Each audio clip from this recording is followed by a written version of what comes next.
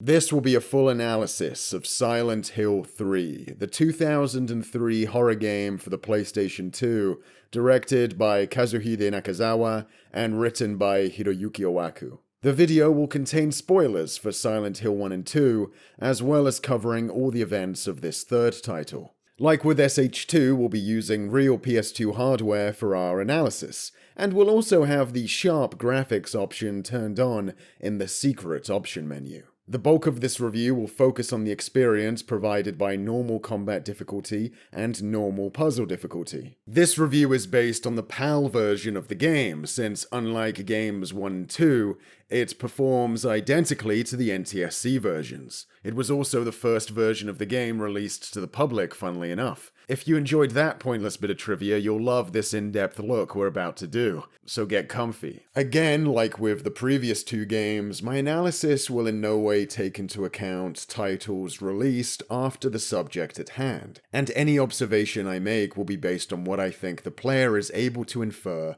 purely from the contents of the games themselves, without requiring supplemental material from outside of the games. Anyway, let's go.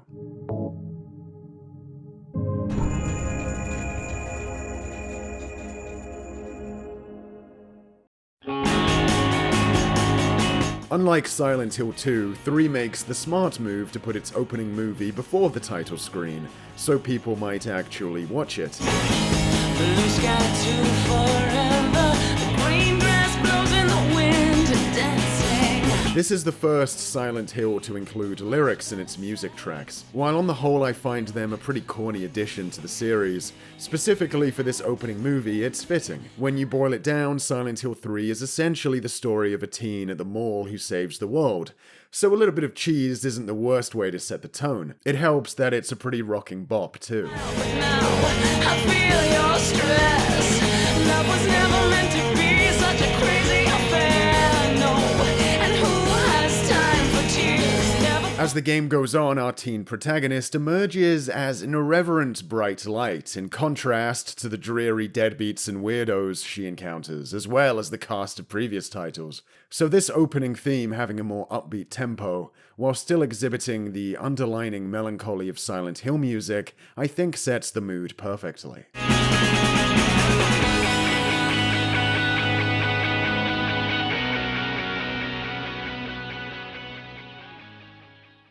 There's something I find very tasteful about the opening shots after you start a new game. The fact the game chooses to fade in on imagery to set the scene. The slow fade in to a merry-go-round of teacups, harshly cutting to an obscured, jittering monster, is an apt visual encapsulation of the themes of corrupted innocence the game is all about. Where am I? Our protagonist wakes up in the Nightmare amusement park from Silent Hill 1, now brought to life on the PS2 with striking grittiness. This is a dream sequence, so you're allowed to fumble around and get owned by some enemies, or progress far enough until a roller coaster runs you over. I suppose this dream segment is a good way to hit the player with some immediate Silent Hill shock factor right at the start, since the story properly begins outside of Silent Hill with a little build-up to the hijinks proper. Starting with a character waking up from some kind of nightmare scenario also is the first in a series of parallels the game will draw with the first title. At the shopping center, after calling her father to tell him she's coming home soon, main character Heather is getting pestered by a private detective called Douglas. My daddy always told me not to talk to strangers. This is very important. It's about your birth. She ditches him by going into the woman's bathroom. Douglas seems well aware going into a Silent Hill game bathroom is a good way to suffer a heart attack, so he stays outside. While trying to get out of there, monsters and dead bodies start appearing around the mall, and with a newly found gun in hand, it's time to make an escape. The obvious divergence here is that Silent Hill's fleshy monsters are now making an appearance outside of the eponymous town in some other random town's shops. Once an evil witch named Claudia shows up to point at you and talk about remembering yourself and the return of paradise. Remember me, and your true self as well. It's hard not to draw the connection that you're playing as the reincarnation of Alessa, who Harry Mason escaped Silent Hill with at the end of SH1. In that game, Alessa was a young girl with paranormal abilities being forced to incubate God by a cult. She tries to prevent the god's birth by splitting her soul at the age of 7. This split soul was found by Harry Mason and his wife and named Cheryl. 7 years later, after Harry's wife dies, Harry and Cheryl pass through Silent Hill on holiday, at which point Cheryl rejoins with Alessa, completing Alessa's soul once again and allowing for the god to be born. During an inner struggle to prevent this birth, Alessa's nightmares were projected onto Silent Hill. Schoolbook monsters, her bug collection, just things she was afraid of, become real-life creatures. The pain she suffered from burn injuries, a result of a boiler explosion triggered during the impregnation ritual, transformed the town into a dark red, rusted, metallic, fleshy hellscape, with bandaged bodies and corpses strewn around, evoking the role of a martyr Alessa had become to this cult. When the quote-unquote god was forced out of Alessa, Mason managed to take it down, fresh from the womb, and Alessa was able to use her power to be reborn again as a baby for a second chance at life. While it isn't immediately spelled out here that Heather is the reincarnation and is once again carrying God inside her, and that Claudia wants to encourage that birth, big old sperm-looking enemies wandering about and the boss of this mall level being a monster coming out of vaginal flaps is enough indication impregnation is in the air. Well, at least those enemies gave me that inclination.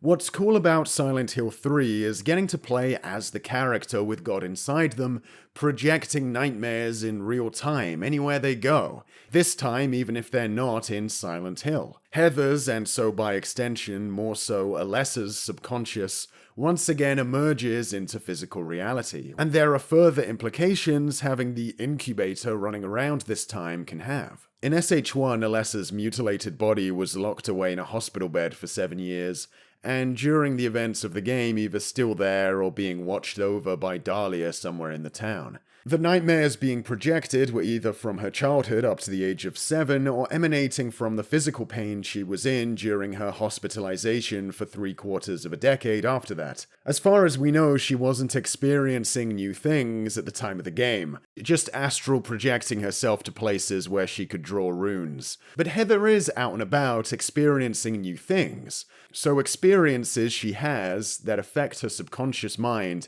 can have effects on the nightmare being projected in a much more immediate way. There's a bit later on in an underground station where you can read about a death on the tracks. Someone fell on the tracks and nobody really knows why. In the station you can also read an occult article about the dead haunting the place they died. This would give anyone a shudder like it probably gives Heather a shudder. Lo and behold, if you go down to one of the platforms after reading this, an optional event can occur where Heather gets pushed into the tracks by someone or something. A fear she's only just developed manifested itself there and then.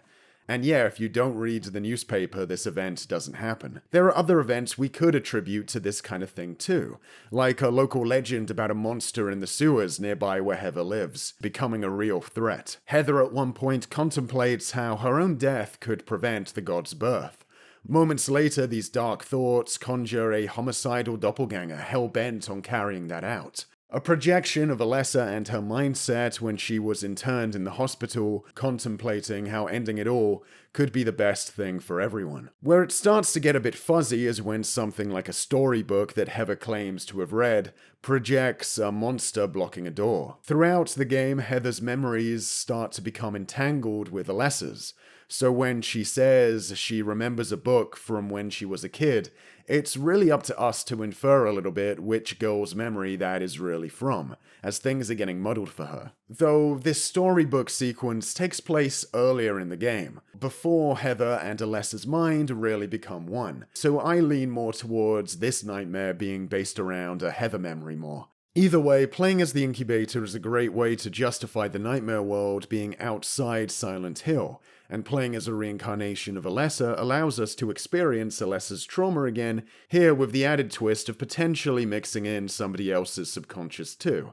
Except there's a spanner in the works because Silent Hill 2 exists. Silent Hill 2 established that pretty much anyone dodgy enough can have their negative experiences and feelings projected by Silent Hill in a kind of convoluted borderline retconny way, where it decided Silent Hill was actually not just a regular town some cultists were prevalent in and tried to birth a god in, but an ancient site for paranormal and dark energies dating back decades, if not maybe centuries. Now, SH3 seems to be returning to the SH1 rule set a lot more consistently for its events. It's the incubator of the god and their experiences that get projected on the whole. If we were still rolling SH2 style, surely we'd be getting nightmares projected and overlapping with ours from other people in this game, at least by the time Heather rocks up to Silent Hill properly. Guys like Douglas, who feels guilty about the death of his son.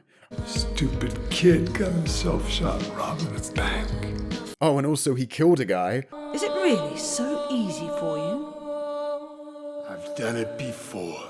Then there's Vincent, he seems pretty sketchy too. Surely we'd be getting some big teeth monsters projected from his clear cavity pain. Well, you're pretty loony yourself. I think this all lines up pretty well if you ignore SH2, but the second that game decided you can just hit free-for-all Slayer mode and what the nightmares of Silent Hill will project, then things became a lot more confusing.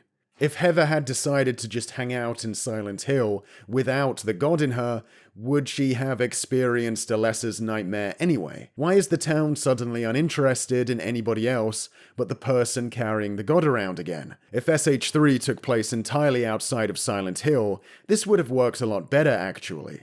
You could just stay outside of the town and make it clear only the incubator can have their nightmares projected when not in the town. But once the game returns to the town later, it becomes more questionable. It's the kind of thing you just have to rationalize for yourself. When SH2 changed the rules, you kind of have to assume that after the extreme supernatural nuclear bomb dropped on the town in 1, that in conjunction with the ancient burial ground nature of the town, that the fallout has created a supernatural environment where people with darkness in their hearts get their subconscious projected, and now in 3, now that an incubator has come of age again, God's power is only focused on its host and doesn't have time for the insecurities of Levi Johnson or whoever. If the Crimson Ceremony is to be believed and the god just loves that pain energy, then it's got plenty to work with just Heather. It's funny though, because SH3's switch back to the SH1 rule set after 2 happens kind of forces us to have to reconsider that rationalization for 2's plot. You see, in SH1, there were people of very questionable integrity, like Kaufman or Lisa, but they don't get special therapy levels like Eddie or Angela. This is working under the assumption that only after an attempted god birth did Silent Hill start operating like it does in SH2. But now in SH3, we have to assume the town stops projecting nightmares from sinners when the god is going to be birthed, which could imply that prior to SH1, SH2 therapy mode could have been activated before. However, I think the evidence, even with SH2 implying the town has been some kind of haunting ground for a long while, indicates that nothing on the scale of SH2's Sin and Nightmares has happened before SH1. What with no explicit examples of that having happened, and Silent Hill having a pretty good reputation as a tourist attraction prior to SH1, and not a horrible hellhole you shouldn't visit. What's the deal with Silent Hill anyway? It used to be a nice, quiet little town. But now...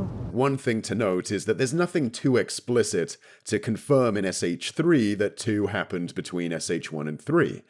Maybe free-for-all mode gets turned on in Silent Hill after 2 nuclear bombs of god-birthing activity. If this was the case, we wouldn't have to ask questions on why SH is going back and forth on its rules. But I doubt that's what's going on, because if 2 happened after 3, that would mean James and Mary would have had to have been on holiday to Silent Hill 17 years before SH2 to have been there before the ruckus of SH1. Somehow I don't think they would have had such a great fun-filled time at the Silent Hill resort after all this happened. Whether or not you believe that after SH1 the town could have kept operating business as usual, it feels like by the time of SH1, with an escalating drug epidemic, and potentially that a great chunk of the population disappeared, to the point that a police officer from out of town had to come investigate, I'd say after all that it would be hard for it to maintain a good reputation as a tourist destination. It makes more sense for 2 to take place shortly after 1, with the flashback tapes taking place sometime before the original. This is a lot of explaining I have to do for overall once again a pretty petty gripe, which is that the way this trilogy is put together isn't super cohesive. SH1 and 2 together make a decent amount of sense. With 2's retcons, you can just about fit them together, even if it's evidently clunky at times. 1 and 3 also fit together well, even better than 1 and 2. But combine all 3 games, and I think you get something kinda disjointed at this point. And that may or may not be a significant problem to you. You have to fill in a lot of blanks yourself to make this work as a trilogy. And I guess I think the series would have been stronger if they had just explained this aspect of things more concretely. So all I'm looking for is some excuses for these inconsistencies from the games. Because while I like the mysterious storytelling in Silent Hill, I don't think it's the player's job to justify how these titles form a consistent series. I'm not the one putting the numbers on the box. But again, it's not a big deal. The most fascinating side of SH3 is intact either way, no matter the justification for why what is happening is happening. Slowly seeing Heather piece together that she was Alessa, and figuring out where she as a person begins and that previous girl ends. Wrestling with that hidden past she has deep within by physically interacting with manifestations of the trauma and pain associated with it. Like with how SH2 examines the characters in that game, the rules we use to go about that are less important than the results. A compelling horror adventure that combines the interactive and the visual to flesh out the characters and world. The return of Alessa's reincarnation means we get to see the SH1 style Otherworld nightmare again, but now taken to a whole new level on PS2. The added detail lent to the brighter, redder, rustier interpretation of the nightmare is extremely striking. There's a sharp contrast here with James Sunderland's Nightmare World, a damp, decaying-looking environment covered up with blankets, representing emotional pain, and the bright, red, hot, writhing quality of Alessa's nightmare, representing a more physical pain. Now, there is an elephant in the room we haven't discussed yet, Claudia. I am Claudia. So what? Claudia is looking to birth the god that Harry killed in the first game again. She was childhood friends with Alessa, and to some degree believes that's what she would have wanted too. An eternity of bliss. Oh, Alessa, the world you wanted is nearly here. Which she of course is wrong about. Aside from that though, Claudia also believes birthing the god will create a paradise. Her presence at the mall, we can infer, awakens the dormant god within Heather and causes the nightmare to emanate from her wherever she goes. Claudia seems to have some kind of supernatural power similar to Alessa, though the extent of this is left fairly vague. Being near Heather can cause a reaction from the god inside her. She has some level of control over the monsters it creates and can seemingly subdue a guy pointing a gun at her. Later into the game, a character tells Claudia that she isn't creating paradise, but that this world is just her personal nightmare. You think that this is the work of God? Isn't this all nothing more than your own personal nightmare? Just like Alessa 17 years ago? Which is a weird thing to say when so much of what you see in this game is clearly a direct projection of Alessa's subconscious. Maybe Vincent here means it's her nightmare in a different sense. Like the nightmare engulfing the world is her nightmare because she instigated it coming out of Heather. Maybe he's saying a world built from the subconscious of Alessa would also be Claudia's nightmare, in that she's pretty fixated on Alessa and suffered from similar traumas to Alessa, so anything projected by Alessa could result in nightmares much like the kind Claudia would have, without Claudia's subconscious being the actual inception point for these physical manifestations. I'd argue the majority of imagery in the nightmare this time around is either taken verbatim from SH1, where there is no argument that it isn't Alessa projecting all the nightmares, when Claudia wasn't even a factor yet, or extensions of it, imagery building on those previous Alessa nightmares. The impregnation stuff, the SH1 red rust, The bandaged bodies, the wheelchairs making consistent appearances, calling back to Alessa's incarceration as a tool being wheeled around by others.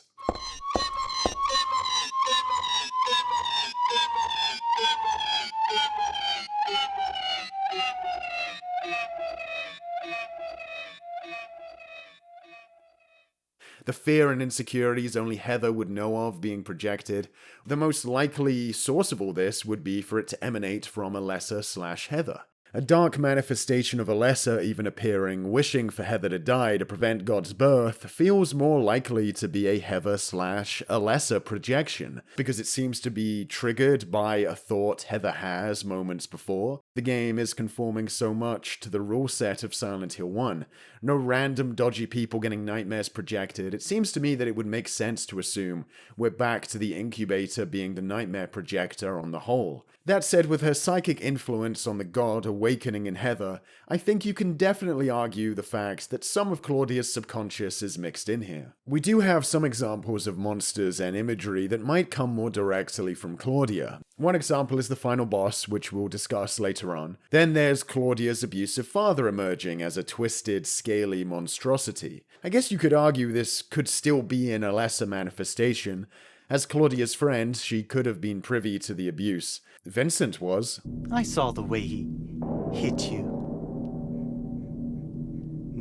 kicked you, and made you cry. But that's a bit of a stretch. This time you'd have to jump through more hoops to argue it's an Alessa projection. Then there's humanoid monsters Claudia has control over. They don't seem to represent anything too specific, but it's plausible to think there's something Claudia could have manifested intentionally if she has a certain degree of power over them. Maybe they could have been real people, cult members possessed in a twisted way like the nurses in SH1. Maybe, though, they are Alessa manifestations of cult members, who she would remember from her childhood, that Claudia happens to have control over due to a combination of her psychic powers and the fact that a monster cultist would perhaps follow Claudia's orders on instinct, seeing itself as an obedient member of the faith, even if it's a copy or mimicry of a real member. Isn't this all nothing more than your own personal nightmare? So I guess it's plausible in this scene that Vincent is referring purely to the parts of the nightmare that are specifically Claudia's, and perhaps do emanate from her subconscious. Maybe that includes the room he's in, or the building they're in, I'm not sure. There's a reason it's hard to figure out, and that's because the stuff outside of what is clearly a manifestation of Alessa's trauma can be hard to decipher the meaning of and pin to any one character. Here's the uncomfortable reality. A lot of imagery in Silent Hill 3 has evident meaning, and a lot of it doesn't. I could sit here for a while and argue about how the ham fist monsters could represent aspects of Claudia or aspects of Alessa.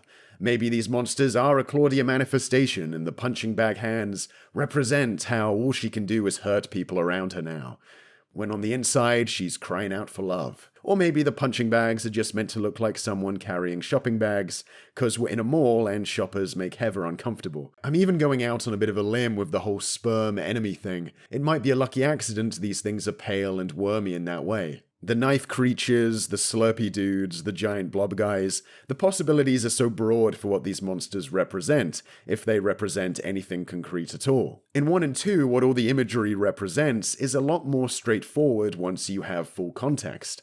In the first game, everything you face is clearly derived from the fears of a child, storybook monsters, scary animals. In this case, as the subject is a young girl suffering from burn injuries, we also get a lot of imagery relating to that. On the other hand, in 2, James's monsters all take on very suggestive sexual characteristics. Sensual legs, high heels, bondage. A monster with a big sword goes around molesting the other creatures. It all ties back to the nature of James's relationship with his dying wife, and the conflicting feelings that engulfed it. Like I said, a lot of imagery in 3 does relate to specific things, evidently. Even some of the monsters, like the nurses and the final boss. But let's be real, if SH1 and 2 didn't exist, and we didn't already have an understanding that Silent Hill manifests the subconscious in the form of monsters, after beating SH3, would you assume Ham Hands and Slurp Guy and a lot of these creatures have that sort of significance? Maybe this level of ambiguity isn't in and of itself a flaw, but back to the task at hand, it does make figuring out the mechanics of this universe even harder in SH3. Of course, another interpretation of SH1 you could have is that the nightmare projected comes from the subconscious of the person with psychic powers, and it's not so much based on who's impregnated with the god. I feel like in the first game it was a holistic thing, where you potentially needed both aspects for the events of the game to happen, an impregnated subject with the god who also has psychic powers. Of course, SH2 came along and implied you need neither, so it's anyone's game now. Let's say that in SH3 you still need both. With that train of logic, you could say that Heather provides the god fetus, and Claudia provides the psychic powers, and thus the subconscious to be projected. But even if we were to lend more credence to the psychic powers being more important for whose thoughts dominate the nightmare than whose uterus the god is in, this still wouldn't really help you ascertain who's projecting in SH3. After all, Heather is still technically a lesser to some degree, and the game even implies that she might have similar abilities to her prior iteration, so to speak. You've got some kind of power in you too? It would seem likely to me you could probably only impregnate someone with this god if they were psychic themselves. That seems to be the implication in 1.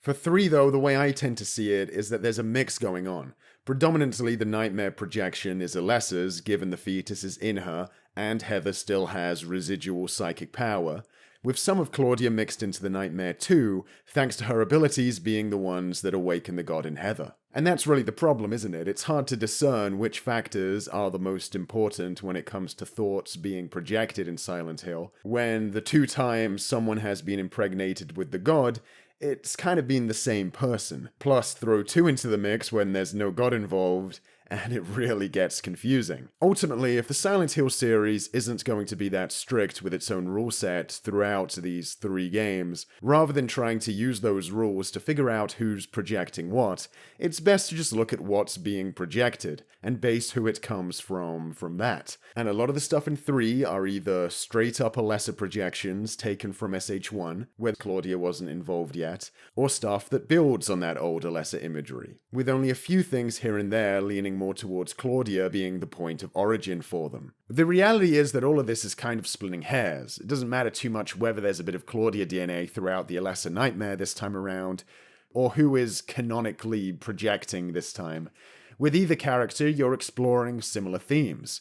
A lot of Alessa and Claudia's trauma is similar. Parental abuse, indoctrination. There's a lot of crossover there. Sometimes the nightmare will conjure something that reveals more about Alessa or more about Claudia, and what's compelling is what we're told, not so much why we're being told it. One of the most compelling aspects of this game is how it cross-references the past of these 2 characters, and how they view their own pain, and what they're going to resolve to do with it. Claudia and Alessa had already reached their conclusion on that before, but through exploring these macabre environments, we get to see the journey Heather goes on to find what she believes in that chaos. I lean towards most of the game being an Alessa projection, and whether or not that's overly important, I think it bears mentioning so you know what kind of lens I view this experience through. This is a Silent Hill game though, so giving that basic little take takes a lot of explaining with all the intricacies at hand. Unlike SH1 and SH2, I feel like 3 is a lot more open to interpretation and speculation. Consensus is a lot harder to reach when it comes to figuring out what exactly is happening,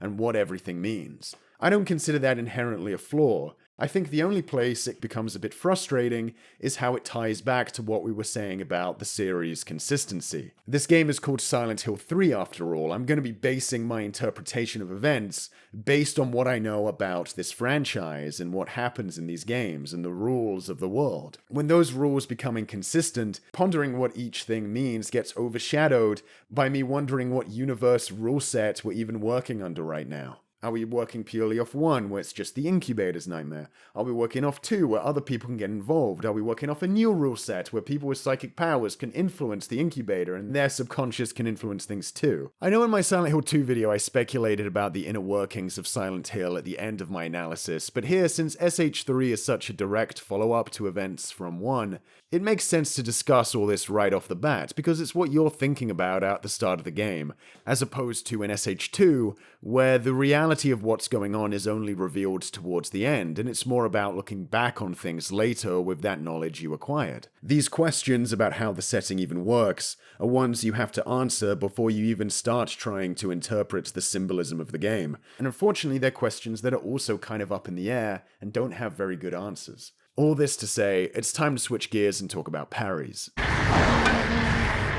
SH3's gameplay remains mostly unchanged from SH2, with the big new addition being a counter move. Heather can now guard for a few seconds at a time, reducing damage if she blocks when the enemy attacks. This adds some considerable depth to combat. Unlike the previous games where melee combat involved either tanking hits or cautiously backing in and out, now you can learn enemy tells and timings to stay close and personal and not incur crippling damage. The timings can be tough. Since transitioning between animations takes some time, you'll need to account for that when judging when to hit the block button, but your window of invincibility is fairly generous when you do. At the start of the game, you might choose to learn enemy patterns and figure out when to counter. The problem this inclusion highlights, at this point 3 games in though, is that why would you bother? This isn't like classic Resident Evil where getting past enemies unscathed is hard and requires careful timing, with the punishment for failure being severe. In Silent Hill you can avoid most conflict and squeeze past foes, tanking a few hits, smashing X on doors to get through.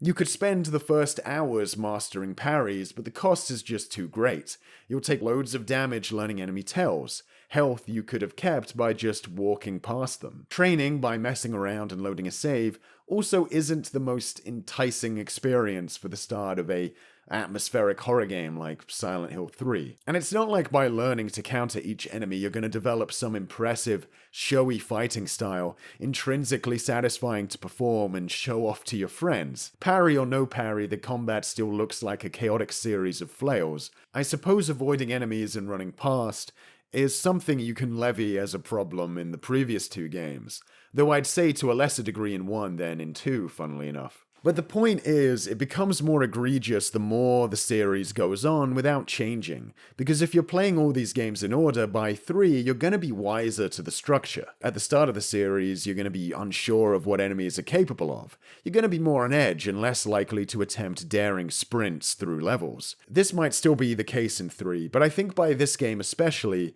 with the addition of more combat mechanics, there should have been more instances where combat is hard to avoid, or more moments where taking down enemies is clearly a safer option than trying to leg it.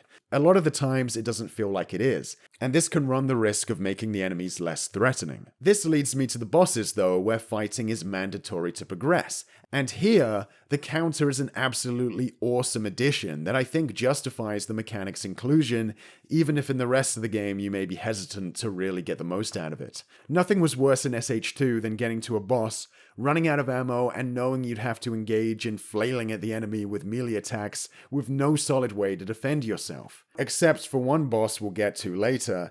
In SH3, the blocks level the playing field when fighting bosses hand to hand, but is tricky enough to pull off to where things still remain tense regardless. Another new feature is beef jerky, a distraction item that will lure some enemies over to it. Initially, the beef jerky comes off as a redundant inclusion. The pesky dogs will get distracted by the beef, but they react surprisingly realistically. If they've already seen you, they'll ignore it. They'll also quickly break away from it if you get too close. The reality is, distracting them this way often seems like too much of a hassle for the advantage it gives you. This feels like a bit of a beginner's trap, because its niche uses at the start of the game with enemies like the dogs may lead you to discard the mechanic, before discovering that later, against these hungry, crawling tongue guys, the beef jerky is actually pretty effective in comparison. They're actually quite handy for throwing these guys off in a pinch. With all the talk of whose projected imagery relates to who out of the way at the start of this video,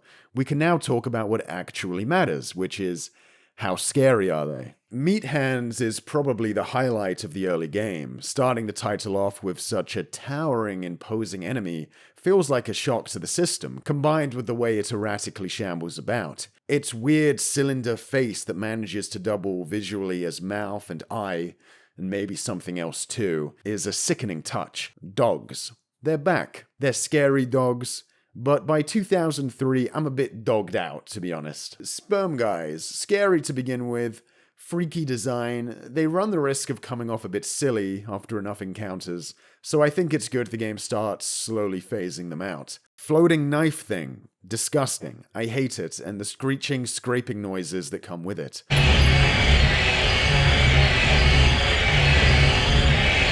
So I guess you could say it does its job if it's unsettling, but there's something kind of conventional and easy about its design. It's kind of like, yeah, it's a blob of meat covered in knives that flies at you. Of course it's unpleasant. Silent Hill monsters leave more of an impact, I think, when you're disturbed, but also left thinking about why exactly, beyond the fact they're inhuman flesh creatures, without it being just this overt. That quality where you're left thinking about it is what helps the fear linger. Exploration is effectively unchanged from previous games. You run around an environment, stumbling into locked doors and trying to find the items that lead you to the keys to open said doors. A mall is a cool new place to set an SH level. The original game had a very short segment where you pass through a shopping center of sorts, and I had always wondered if that was intended to be a bigger level like this one, and was cut down for time. Either way, it's the perfect place to explore, because there's so much variety possible in terms of all the different shops and scenery you can put in there. The game uses that well, though perhaps it could have had a few more distinct shops, since I remember a lot more hallways between shops than shops themselves. One of the reasons you can only have so many shops is because the game goes for this insane level of detail. 4K looking bread textures are one thing, but just the amount of time put into rooms you'll spend all of 10 seconds of your life in, with angles you may not even catch, is staggering here. One of the first puzzles in a bookstore involves finding a door code written on a series of book spines. You're meant to place them on this shelf to figure out the code, but you can also just figure it out by examining the books in your inventory. Don't do it this way. First time I played this game, I did it that way and carried these 5 books in my inventory for the whole game. Maybe call me foolish, but I think it's perhaps a flaw that's at all possible. A good spook this level has is this bathroom stall. Before the nightmare corrupts them all, you can knock on it.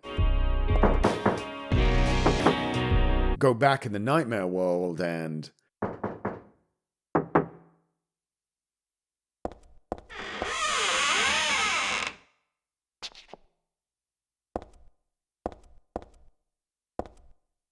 Optional scares that prey on your curiosity are some of my favorite parts of Silent Hill, and SH3 definitely delivers in this department. Horror games about gathering resources inherently have optional chunks of gameplay. It's not mandatory to pick every item up in the game after all. So sprinkling in optional frights is important to make exploration and resource gathering feel like it has the chance of being just as eventful as the major set-piece bottlenecks. It also helps round out the game world, that the game isn't on rails and just a roller coaster of frights with some break rooms to pick up medicine on the side, but a real environment that you have to sift through if you want to have a complete understanding of it. One part I really like about this level is the upper floor of the Nightmare Mall. I don't know what it is about being on this kind of terrace with a bunch of escalators that go nowhere that makes me feel like I'm clinging onto the edge of reality, like I'm in the basement of reality itself. This is one of the more unsexy things to talk about when discussing Silent Hill. There's no metaphor like awesome intricate design or deep lore.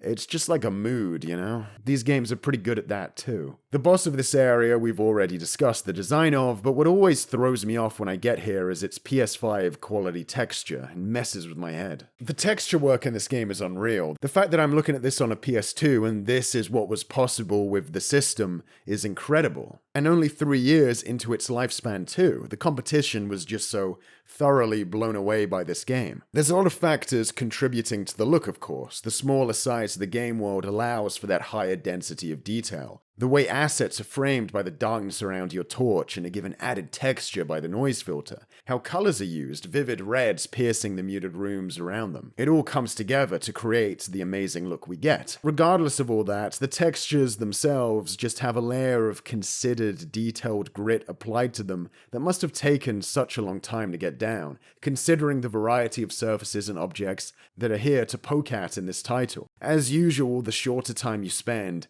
in smaller games with this level of care given to every room remains so memorable compared to a lot of bigger games that are much more thinly spread. But there's more to it than that. A 5-hour tour of admittedly amazing looking assets wouldn't make this experience what it is. A lot of the imagery in Silent Hill 3 doesn't just plonk itself down in front of you, drawing attention to itself, making apparent the artificiality of it. A lot of the time it's off in the back of an environment or in a room with enemies, so you can't even take a good look at it unless you kill them to get some breathing room. Something about that adds a lot to me. First off, it shows a lot of confidence that the developers would spend so much time on these assets and not force them on the player, but demand that you make the space and time to see them yourself. And that's another thing about this whole concept of seeking out the horror and imagery yourself, choosing to turn over the environment to find things that are unpleasant. It evokes the feeling of wondering if something is hiding behind you in the dark, and making the choice yourself whether to turn around and look, and perhaps regret that decision.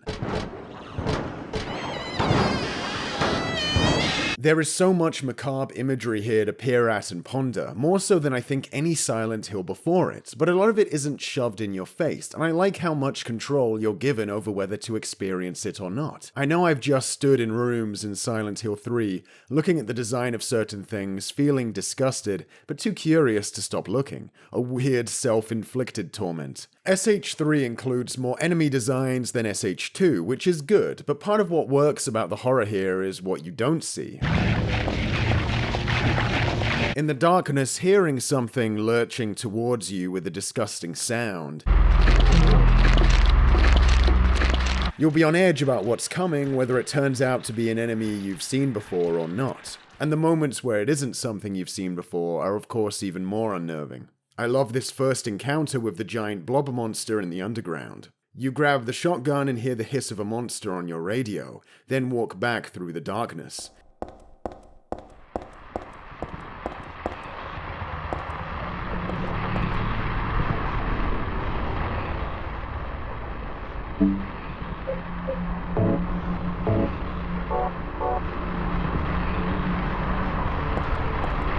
Your torch slowly revealing the creature the closer you get to it. As this big mass of flesh, it's hard to tell at first what you're even looking at, and the way it lies there forces you to pluck up the courage to walk towards it and inspect it for yourself. After the shopping center, we have the back-to-back levels of the underground station and sewers. I just got done praising the build-up, wading through the dark before encountering a monster offers, but these two levels probably take that concept a bit too far, with multiple back-to-back stretches of long corridors that start to lose their impact by the time you're in the midst of the sewers. I know this is the part of SH3 that makes me reconsider replaying, because it's probably the least compelling. One of the best parts of SH is that dense, compact detail, and we lose a lot of that in these two levels as there's so much terrain to cover. I guess it's a realistic portrayal of what these environments would be like, but they lack the purposefulness of something like The Long Walk to Silent Hill in 2, where the game was trying to give you a sense that the town was really isolated from the outside world. There's an argument to be made that these two sections are trying to elicit the palate cleansing type quality the streets of Silent Hill had between major indoor levels like in past SH games. But aside from the fact you spend a lot less time in the streets of Silent Hill than you do between the mall and the next big level, the office building, they were outdoors. They were far more of a palate cleanser in that sense. You got to decompress from the tight enclosed areas for a bit, not so much here. That said, I do like the little train between the station and sewer. Being in a moving vehicle is a nice shake-up for the series, and this subway train feels suitably gritty. It's also refreshing how light it is in here. The office building comes next, and the start is pretty neat if basic. There's a bit of exploring here of various businesses on different floors, but it doesn't really pick up for me until you transition to the otherworld nightmare. Something refreshing about Silent Hill 3 is that Heather makes for a distinctly different POV for the experience of Silent Hill than the previous two protagonists. He's a pretty sneaky guy. Don't talk about my dad like that! Harry is predominantly composed and determined, while James displays an almost ambivalent haze when confronted with some of the horrors around him, until he plucks up some self-belief at the end. Heather, though, after the initial shock of it all, just starts getting annoyed. God damn it, here we go again with this Silent Hill bullshit, ruining my day. Did she do this too? I think this attitude makes sense. Heather is younger, and perhaps the existential dread of a hell world soaking up reality is less of a shock to the system to her. There also might be a bit of a lesser in there, upping her courage stats. She offers the most fun observations to read when inspecting the environment. She's very acerbic, and her analysis feels frank and unfiltered, making it more enticing to click on things and hear her observations. There's defiance in her words, which makes her an apt character to be taking on the cult in this title.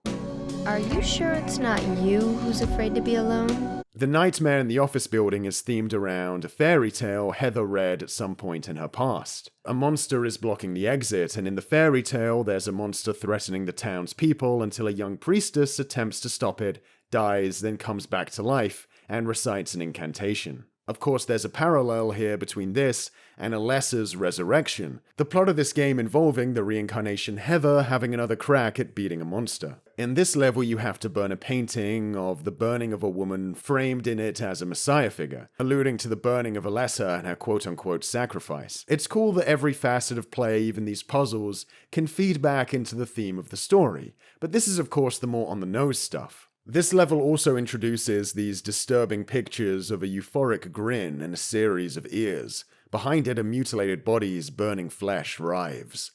Imagery like this can be picked apart for meaning. The out-of-place, almost manic laugh could hint at how Alessa felt, suffering in unbelievable pain, perhaps laughing at the absurdity of her situation and yet how much horror it caused. The lack of eyes here, but presence of ears and a mouth, could be trying to get across how she felt when she was hospitalized, perhaps depicting how she can scream and hear those around her, but not see the world anymore while in confinement, wrapped away in bandages. But I don't know if you can really word what running into something like this is like. It's just unsettling in a visceral, emotional way, and that's the point. I mean, if you could put across this feeling as accurately in words, there wouldn't be a reason to depict it with imagery, right? This human expression detached from a face, the emotion no longer attached to the mass of flesh, the broken down body behind it. I think it's even more effective in the museum room. The painting dresses up this idea of a woman surrounded in flame being worshipped by the masses as this elegant, beautiful thing, only for it to fall away and reveal through this imagery the sickening reality of what went down. Throughout the game, it seems like the cult has made an attempt to obfuscate to its followers what actually happened in Silent Hill 1. That Alessa being impregnated and becoming the mother of God was somehow some kind of beautiful thing, and that it was outsiders who wanted the god destroyed, and not also Alessa herself. A group of pagans, blinded by earthly desires, spit in the very face of God. They tried to use the seal of Metatron to prevent God's awakening.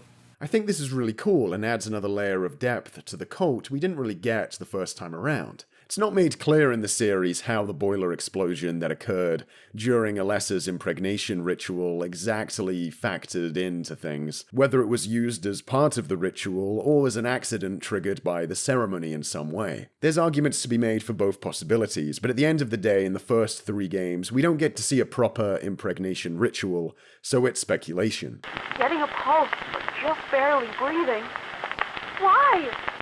What is keeping that child alive? We don't see another impregnation ritual in 3. The implication seems to be that the ability to birth God has just kind of been passed down between reincarnations. But we don't need to know the specifics to find compelling what the game is saying about a cult's attempt to rebrand the events of its past. No matter what its involvement was, the fact a rusty old boiler played any role in the birth of your almighty God is embarrassing and not very on-brand, so the events around Alessa's impregnation have to be recontextualized as her angelically rising from flame, a farcical adaptation of reality. Here's where we get our first interaction with Vincent. Vincent is an interesting and unique character so far in Silent Hill. We've had characters mess with the protagonist to achieve a goal or because they're losing their mind, but it's rare to meet a guy in this series who just wants to mess with you because he enjoys it, with not much to gain other than his own amusement. Tell me how I can put an end to this! Not yet. Why not enjoy yourself a bit longer? Vincent is a sleazy, slippery guy, and has a creepy voice, but what really completes the package is his animations. He is just one of the smuggest gits in gaming. Go northwest on Nathan Avenue. It's a bit far, but closer than heaven. He enjoys messing with Heather, but that doesn't mean he has no goals. What makes Vincent interesting is his role in the cult, and how what he wants differs from Claudia. It's not uncommon for people to worship the same God and still disagree. Claudia believes in the god of the cult and its rebirth to create paradise. Vincent, a priest of sorts in the cult, believes in the god too. I guess he's seen enough evidence for that, but he doesn't want to see the god born. I don't want God to be born. Wouldn't be convenient. Much too unpredictable. He's currently living his best life. All the god being born would do would be to interrupt the stream of cash he's getting from the cult's members.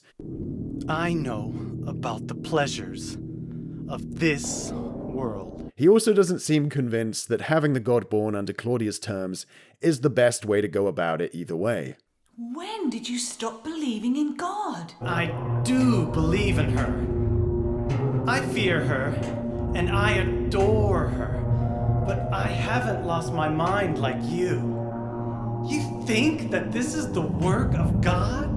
It's interesting to see a cultist character sincere in their beliefs, who are still using his power within his religion to exploit others for earthly gains. A character whose faith doesn't read as self-delusion either when we're experiencing otherworldly events ourselves. He's out to micromanage the tangible effects on the world some form of this god he actually believes in showing up could have.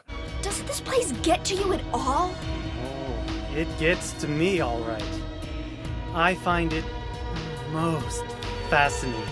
Vincent throughout the game tries to help Heather in ways to prevent Claudia from birthing the god. Initially though, his plan seems to be to perhaps kill Heather to prevent the birth, as a note with her photo implies right outside of the room where you first meet him. I gotta choose to believe the nightmare is manifesting this as a way to warn Heather someone in the cult is dodgy or something, so as to safeguard the security of the god fetus, because the idea that Vincent would feel the need to write a sticky note reminding himself to decide whether to murder someone is a little ridiculous. I'll gladly jump through a few hoops to not have to assume that's what he actually did. Once out of the office building, Heather makes it home to find Harry Mason murdered.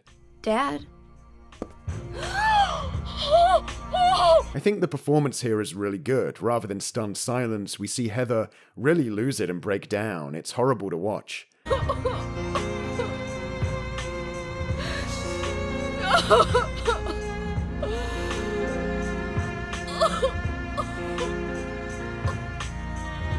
It has a real raw feeling to it. And if I may be so brazen to enhance that rawness, I think the scene probably would have worked better without the music, to really highlight that all that's left now is the sound of Heather's sadness and Harry's silence. Claudia reveals herself to be behind the attack. She wanted revenge on Harry for ruining the birth of the god 17 years ago, while also triggering intense emotions in Heather that would help catalyze the god's birth now.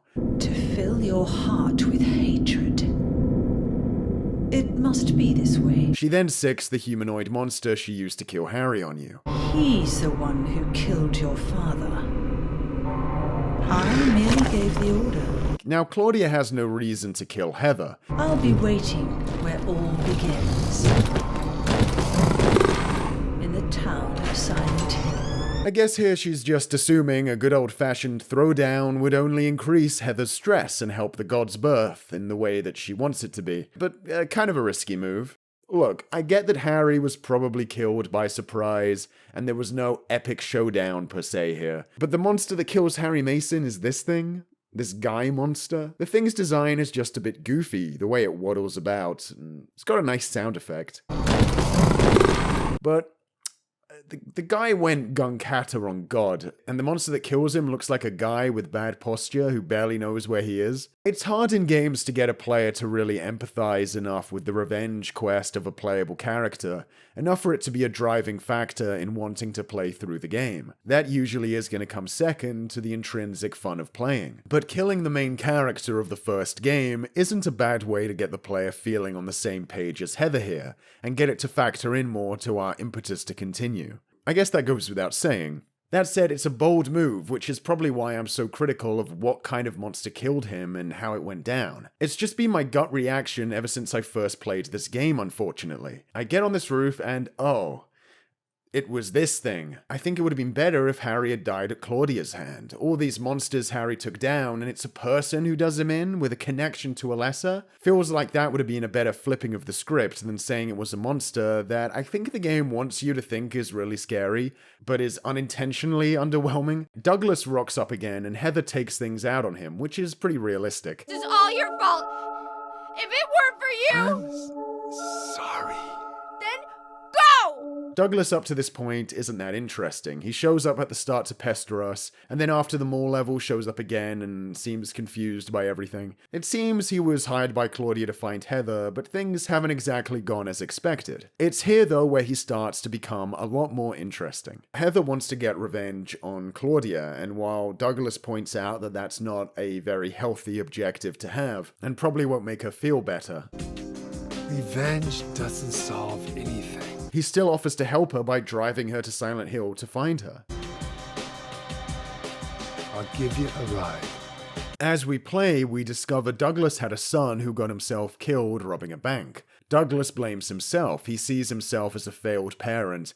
Stupid kid got himself shot robbing a bank. But why? Maybe because his pop was a penniless good-for-nothing. And you can see here, he's trying to make up for past mistakes perhaps, stepping into a parental role the second the previous one is out of the picture. Later in the game, you can get a more in-depth look at Douglas's investigation into finding Heather, and how it seems to be just another attempt to make things right. I hired you to find the girl, and you performed serviceably. What is it now? You lied to me about Heather, lady.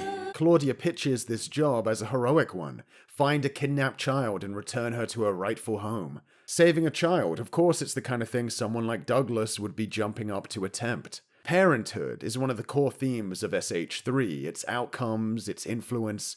Heather's love for her adoptive father drives her. Claudia's abuse at the hands of her biological father drive her into creating this twisted paradise. Douglas feels like he's failed as a father and wants to make amends for that in some way. And Father Vincent, a priest in the cult, exploits those he's supposed to be guiding under a veneer of caring. As far as Silent Hill 3 is concerned, the role of a parent is powerful. You can mold someone into something better, worse, or use them for your own gains. And it definitely falls on the side of blood, having little to do with the quality of a parent. At the center of this, all these characters' journeys, of course, revolve around the birth of the god, whose nature will again be influenced by the generation that oversaw its conception. On the road to Silent Hill, we get an ultimate lore dump scene, the likes of which we've never seen before, at least not since the antique shop in SH1. Thanks to a message left behind by Harry, Heather explains her birth, and it's one of those scenes that's more or less necessary depending on who you are. But in the end, that god was killed by a single person. My father, Harry Mason. If you've played SH1, there's not much here new to learn from Heather's speech in this scene, but if you haven't, then the rest of the game is probably going to be unintelligible from here if they don't have this stuff explained. After the god was killed, the girl reappeared. She was holding a baby in her arms before she died. She gave the baby to my father. I know the in-universe reason for the scene is, to explain to Douglas what's going on, but they could have worked around that by just having him go, "Wow, I can't believe everything you told me about your birth in the car," when they get to Silent Hill. This scene feels kind of protracted. Maybe just let new players catch up by reading the notes themselves in the inventory, rather than having us all listen in. That would still convey that Harry wanted Heather to know this stuff too. I also get that they want to have more scenes with Douglas and Heather becoming a tighter team, but I don't know if there's even enough of that in the scene they made for that kind of justification. Also, including a track with lyrics over your biggest scene of exposition is kind of distracting. A woman named Dahlia. She tried to summon the ancient god of the town. Here's the thing though, I feel kind of bad complaining that a Silent Hill 3 cutscene exists and is too long. The character models look so good in this game, so detailed and full of personality, with all their small ticks, all in-engine. Saying, "Oh, I don't want to see more of that," sounds ungrateful. Unlike in 1 and 2, there are no pre-rendered scenes, and I think SH3 can do away with them, considering the in-game character models are at this quality now. I don't think they were quite there yet in SH2 in the same way. Moments like the cell scene in 2 with Maria would have been weaker without that detailed pre-render. Now the in-game models are at a quality that I think can carry the whole thing, and plus we don't have awkward scenes like the prison Eddie scene anymore that kept cutting back between in-engine and pre-render awkwardly. Once at Silent Hill, Heather and Douglas split up. Vincent says they should look for someone called Leonard, so Douglas goes to check out his house while Heather checks out the hospital, which Vincent seems to have circled on a map passed on to them. At this point, Vincent appears to have decided against killing Heather, and instead intends to use her to defeat Claudia. He said when we get to Silent Hill to look for a guy named Leonard, and he gave me this map. Silent Hill 3 contains the least amount of actual Silent Hill of the first 3 titles, and the next few minutes contain one of only 2 times we'll take to its foggy streets. This section here is plucked directly from SH2, and feels a little more barren than some of the street sequences in that game. There's much less extra to find, besides checking out Heaven's Night from that game again. The game cops out a little too. You can't go up the road towards Upper Silent Hill for any organic reason. Heather just says, nope, can't be doing that right now. So you can't go up to the catapult dimension, unfortunately. I really like that the town of Silent Hill has a consistent layout across the games. If everything else is going to change each game, I think it's important for the layout of the town to remain a constant.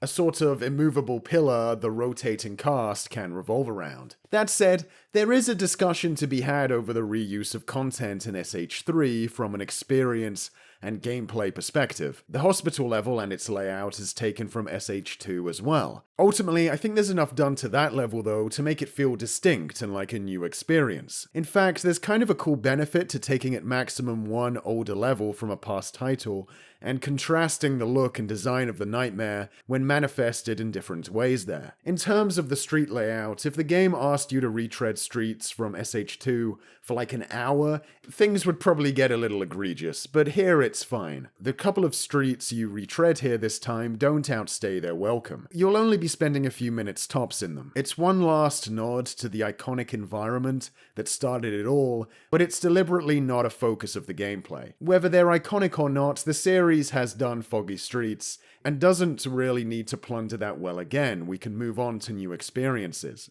Though, like in any game, you can always ask for more. Maybe a new part of Silent Hill's streets we haven't seen before with a new spin somewhere would have been cool.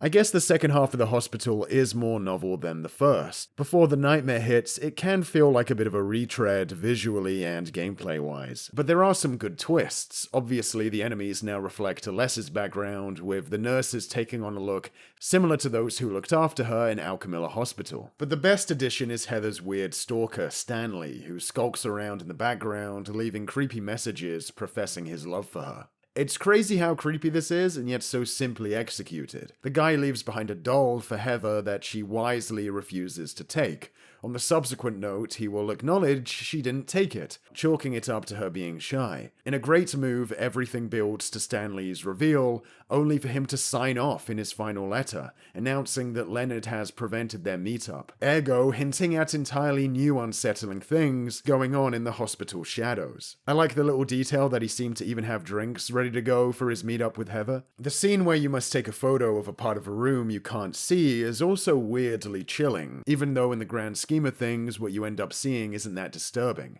That build up to the photo feels tense. I'm not too sure about this keypad puzzle though. It's actually pretty fun to solve, but the instructions are quite long and intricate, and you'll have to double back out of the keypad over to the clue if you want to double check them, an annoying process. Solved though with pen and pad. I'm not against games that require the player to write things down, though in a game like SH3 that doesn't require this of you most of the time, it can be a bit annoying to be blindsided with said request. Maybe my memory's just bad, huh? Still, just let me access the instructions while I'm messing with the keypad. I mean, it's not something Heather herself can't do by just turning her head. Eventually you'll make contact with Leonard, Claudia's father, who like Vincent seems keen on stopping her. Heather, will you help me? I'm locked up in here, and I must stop Claudia. He'll tell you to go to a door that doesn't exist, which now does. Classic. This is one of the most impressive transitions to the otherworld we see. This ladder we used to climb back into the hospital, now in its nightmare version, is full of things to both marvel at and be disgusted by. From the throbbing skin walls to the weird valve-turning monster, the bloodied floating nurse, and the return of the smile image. This monster in the apron appears frequently throughout the game, but never actually attacks Heather. In many ways, you could argue it's on Heather's side, taking her away occasionally if monsters defeat her, or attacking hostile monsters like the nurse later in the game. In many ways, you could say it acts like a reverse Pyramid Head, even sharing elements of its design. I don't think this monster is Heather's BFF or anything, but I also don't think it's far off to assume that something the god that's in her is manifesting could be looking to keep a watch over her, and perhaps protect her to some degree. After all, as the Mother of God, some kind of caretaker emanating from it wouldn't be too crazy. Perhaps this monster turning the valve clockwise, closing it, building the pressure, hints at the boiler that exploded causing Alessa's burns, an inception point where all these nightmares of burning and pain stem. Even if this monster wants to protect Heather to see God be born, it still only exists in the form that it does because of the mixing of both that impregnation ritual and the boiler explosion. A guardian angel, but with a nightmarish pained aesthetic. This valve turning perhaps represents the two sides of this monster, a creature that was maybe born to protect, birthed from a situation that also did a lot of harm to who it aims to watch over.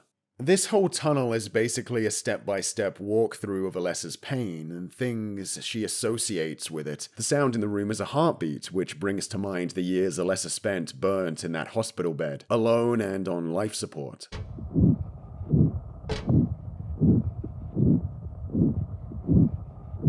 Barely alive and left alone with nothing but the silence of the room and her own scarcely functioning body. I guess honestly a more interesting question than why does this monster not attack Heather is rather why do any of the monsters attack her if being alive is what will lead to the birth of the god? The biggest monster thing of all. Well, perhaps most of the monsters born from repressed thoughts and fears act on instinct and will attack no matter what. Perhaps some of them are confused amidst the nightmare. Heather is the incubator for God, but also wants that god dead, as did Alessa. As a result, maybe the nightmare sometimes helps, but other times lashes out. Or maybe some of them are following the same logic as Claudia, or possibly straight up following her orders due to some form of manipulation. They want to fill her heart with hate to move the birthing along. The Nightmare Hospital is one of the most unnerving locations in a game, I think.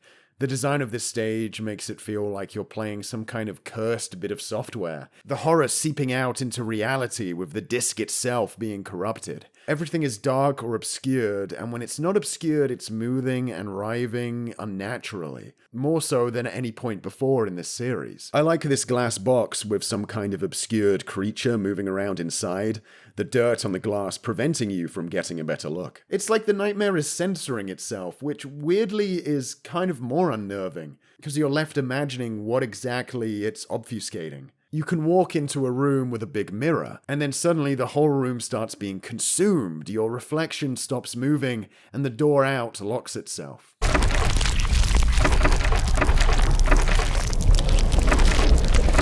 This mirror room taps into an almost indescribable layer of uncanny fear that only a video game, and perhaps only a video game of the era of SH3, can tap into. In a lot of modern games, the objective is to bring the visual language of the game in as close as possible with the visual language of the cutscenes, with scripted sequences or intricate animations during gameplay. Games are an abstract translation of the world the characters are perceiving, but parts of the game are more abstract than others and exist in slightly different interpretations of the fictional universe's reality. For example, cutscenes in a game like Silent Hill 3 are clearly taking place in some different interpretation of the world than the gameplay. Both are telling the story of Silent Hill 3, but in different ways with a different language. The language of the gameplay is abstracted down more than that of the cutscenes, so as to permit the player to have a say in what happens, where the character moves, what item or weapon they use, etc.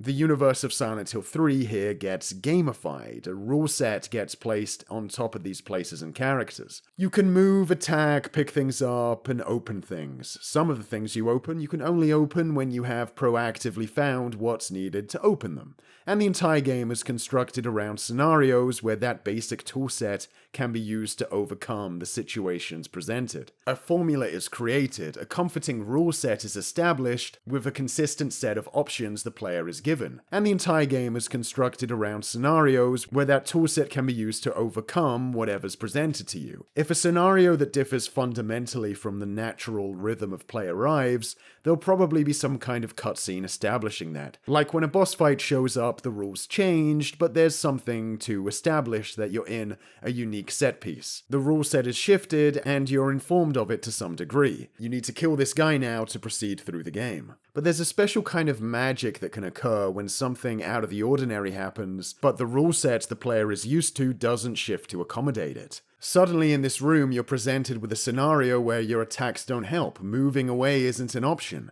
Suddenly a door that was open doesn't open, and there's no way to proactively get it open. The game doesn't let you in on this before the scenario presents itself. In the heat of the moment, you come to this conclusion yourself. But you're stuck with your usual set of mechanical tools that are no longer appropriate for the scenario. Here, your only option is to hold out and keep trying the door until it finally opens, successfully giving the player a similar feeling of stress and anxiety to that Heather is probably having in that situation. Imagine if when things started getting crazy in there, Heather had shouted, "What the hell is this?" while waving her arms around.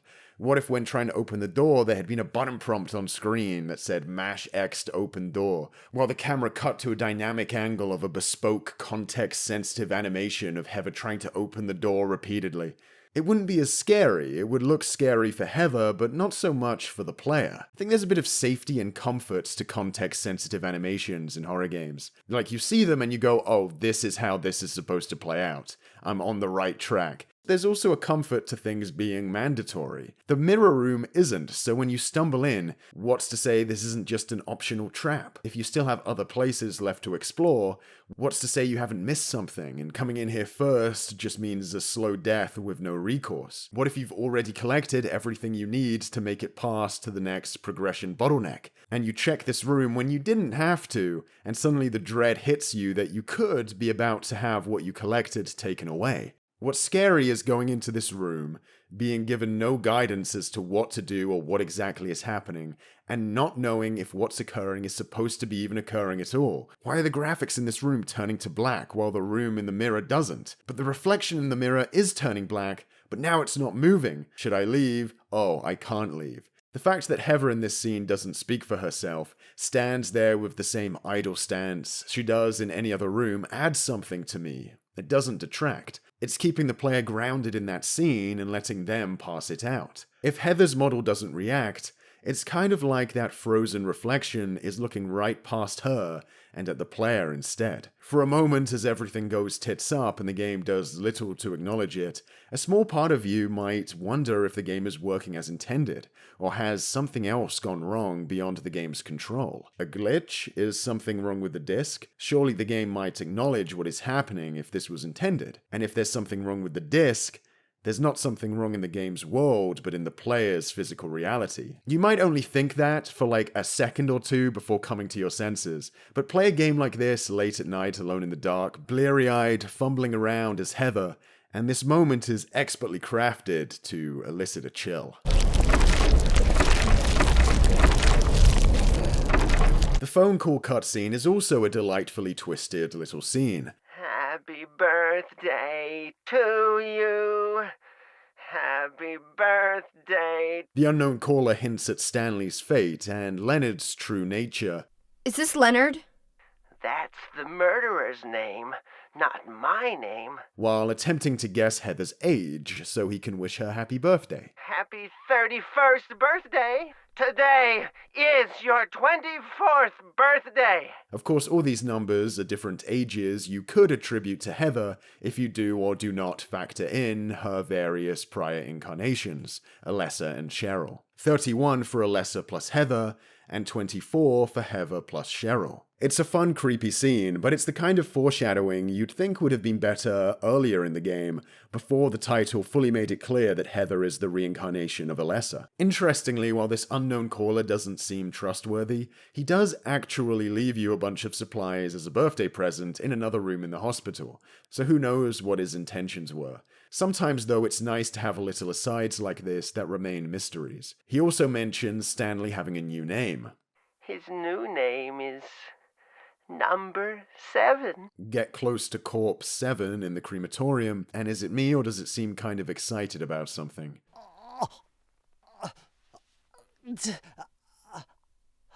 As you explore the hospital, you get to read up on a religious fanatic prone to violent outbursts, who may have even murdered a fellow patient and made it look like a suicide. This is heavily implied to be Leonard, Claudia's father, who has become some kind of scaly Silent Hill monster trapped at the bottom of the hospital, where we find him. I don't want any part of that kind of paradise. You're an unbeliever.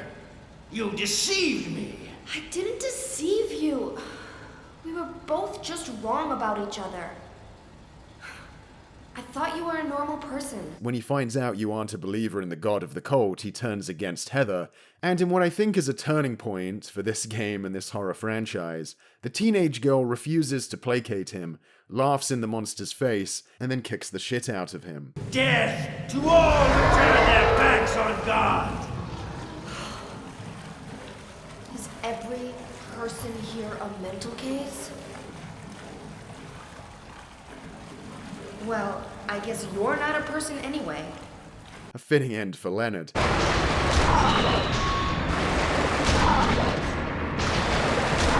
I'll get into the implications of that a little bit later. It's around this point in the game that Heather starts properly remembering more and more memories from her time as Alessa. And I think this cocky moment isn't just thanks to the fact that Heather is a pretty cool, irreverent girl, but also maybe because coming to Silent Hill has made that Alessa side of her flare up. That side of her that's more used to all this monster, nightmare, and god stuff. That side of her, frankly, is no longer that impressed by all of it. Heather retrieves the seal of Metatron that Leonard was guarding, the same seal Alessa tried to use to stop the nightmare in SH1, though this one's in a handy amulet. Time for a little round 2 with this strategy, maybe. After beating Leonard, we get a scene between Claudia and Vincent. When even Vincent's coming off reasonable, you know Claudia is on some next level shit. You'll never feel the joy of God's everlasting paradise! And you think God is going to save you? Jokes aside, there's quite a lot to Vincent's character. He's a creepy, weird guy, and ultimately still an eccentric cultist. Not that again!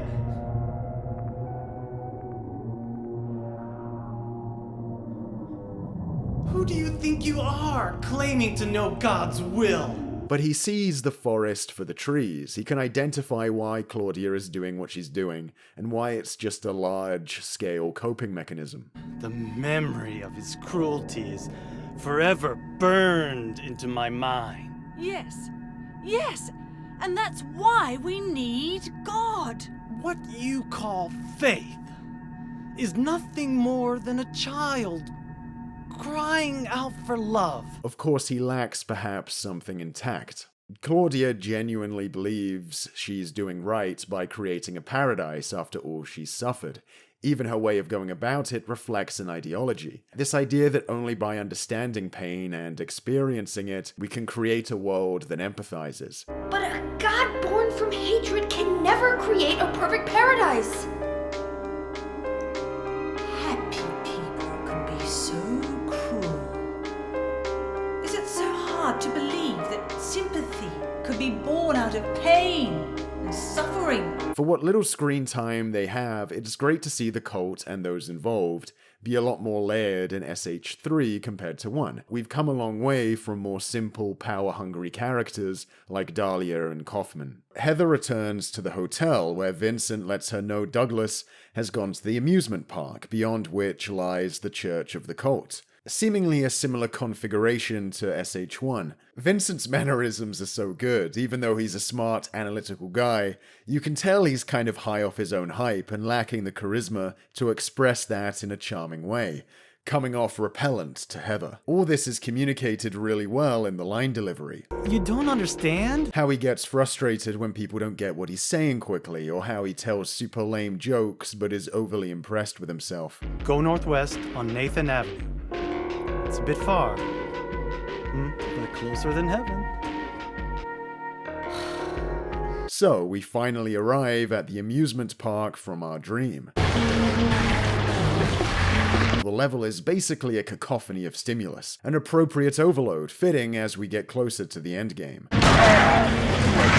The omnipresent noise and being tightly packed in here with so many monsters is sort of a sinister flipping of being at the average noisy amusement park. Again, fitting. The level is quite linear, serving as the last bottleneck into the final, more traditional level that awaits. I can't say that scrambling through here is my favorite part of the game or anything, but it ends before it outlives its impact and outstays its welcome. They even mix things up in the middle with the Borley Haunted Mansion, where you'll be guided through by a narrator far too into things. Welcome to the Borley Haunted Mansion. Help! Help! Do you hear those voices? Now, in Silent Hill 2, the cheesy quiz show host giving you an exam on the game you just played in a hospital, I think was very tonally out of place. Our lucky, or should I say unlucky challenger today is James Sunderland! But this guy is a lot more appropriate here since we're in a literal wacky funland. I'll be returning to discuss the Haunted Mansion again a bit later. I'll say now though that I'm not sure about the glowing orange light that chases you down here.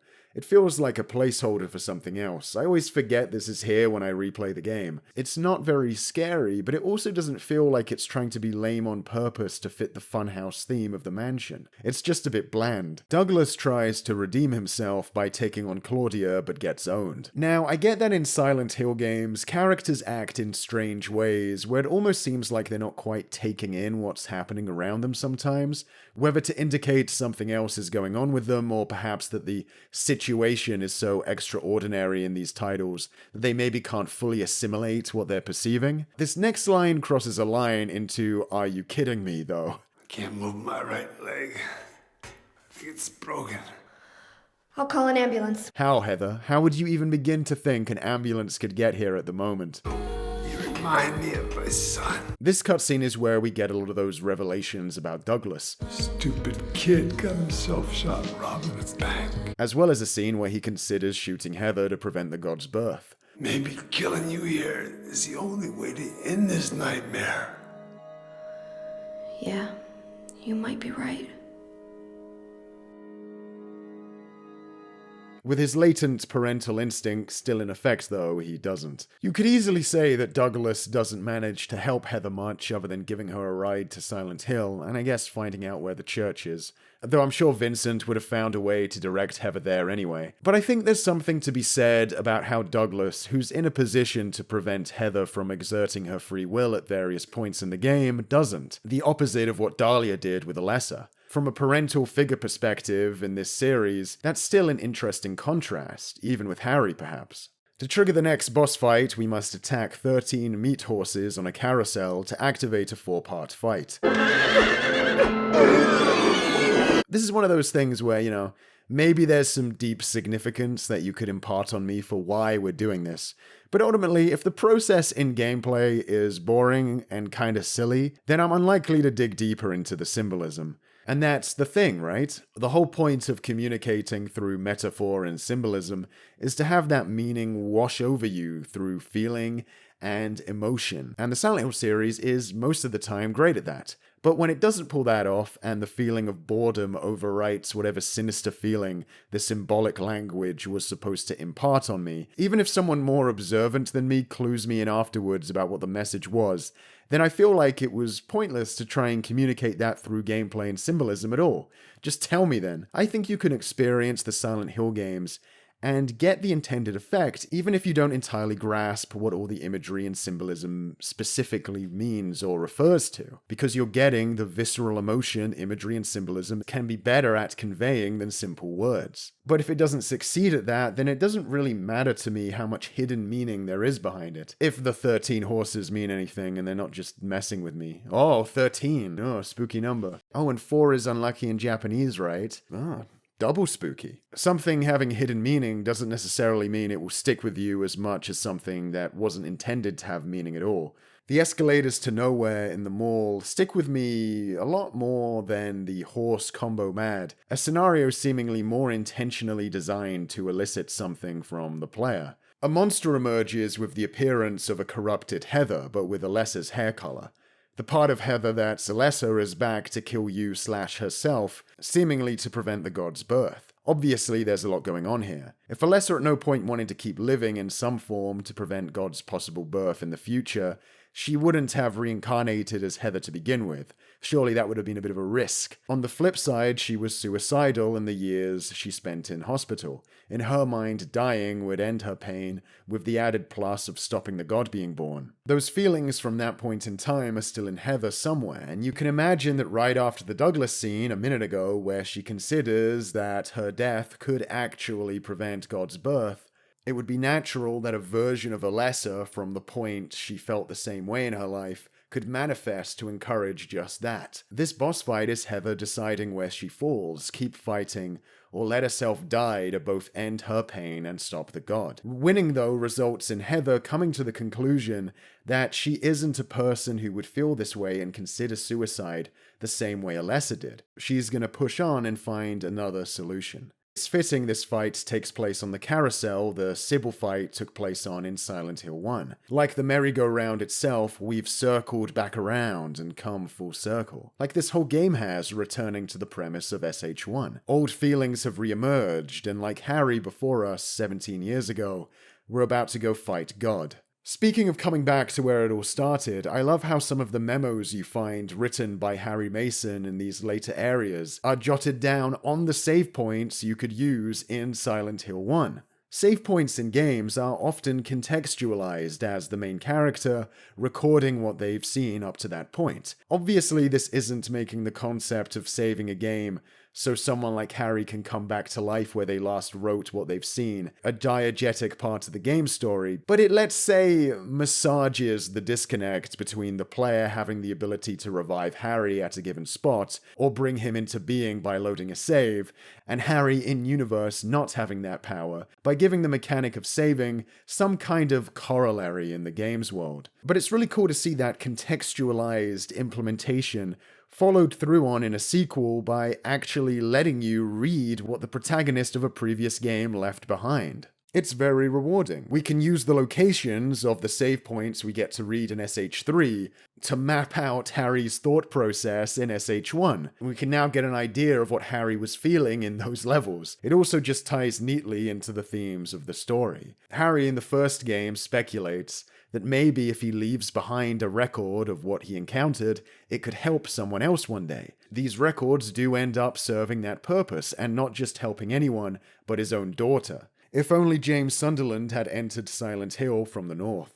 The way Silent Hill 3 contextualizes saving is also cool. The cult's insignia is spray painted around the game world. Someone behind the scenes perhaps leaving it around for Heather to find. This is already cool enough that someone is marking the game world with this symbol to reawaken something in Heather. But also a more magical, mystical context for saving bridges the gap between in-universe context and the very out-of-universe mechanic of saving even more. Maybe Heather is communicating with something outside her world who can bring her back to life for another try, if you know what I mean. A late-game memo even gives us more info on the symbol, describing how it represents resurrection, with the 3 inner circles symbolizing past, present, and future. Resurrecting Heather in the past, present, and future is literally what we use the symbol for. I especially like how the save point in Alessa's room is a crudely drawn interpretation of the symbol she must have done as a kid. It's fitting that after spending the game using save points we can assume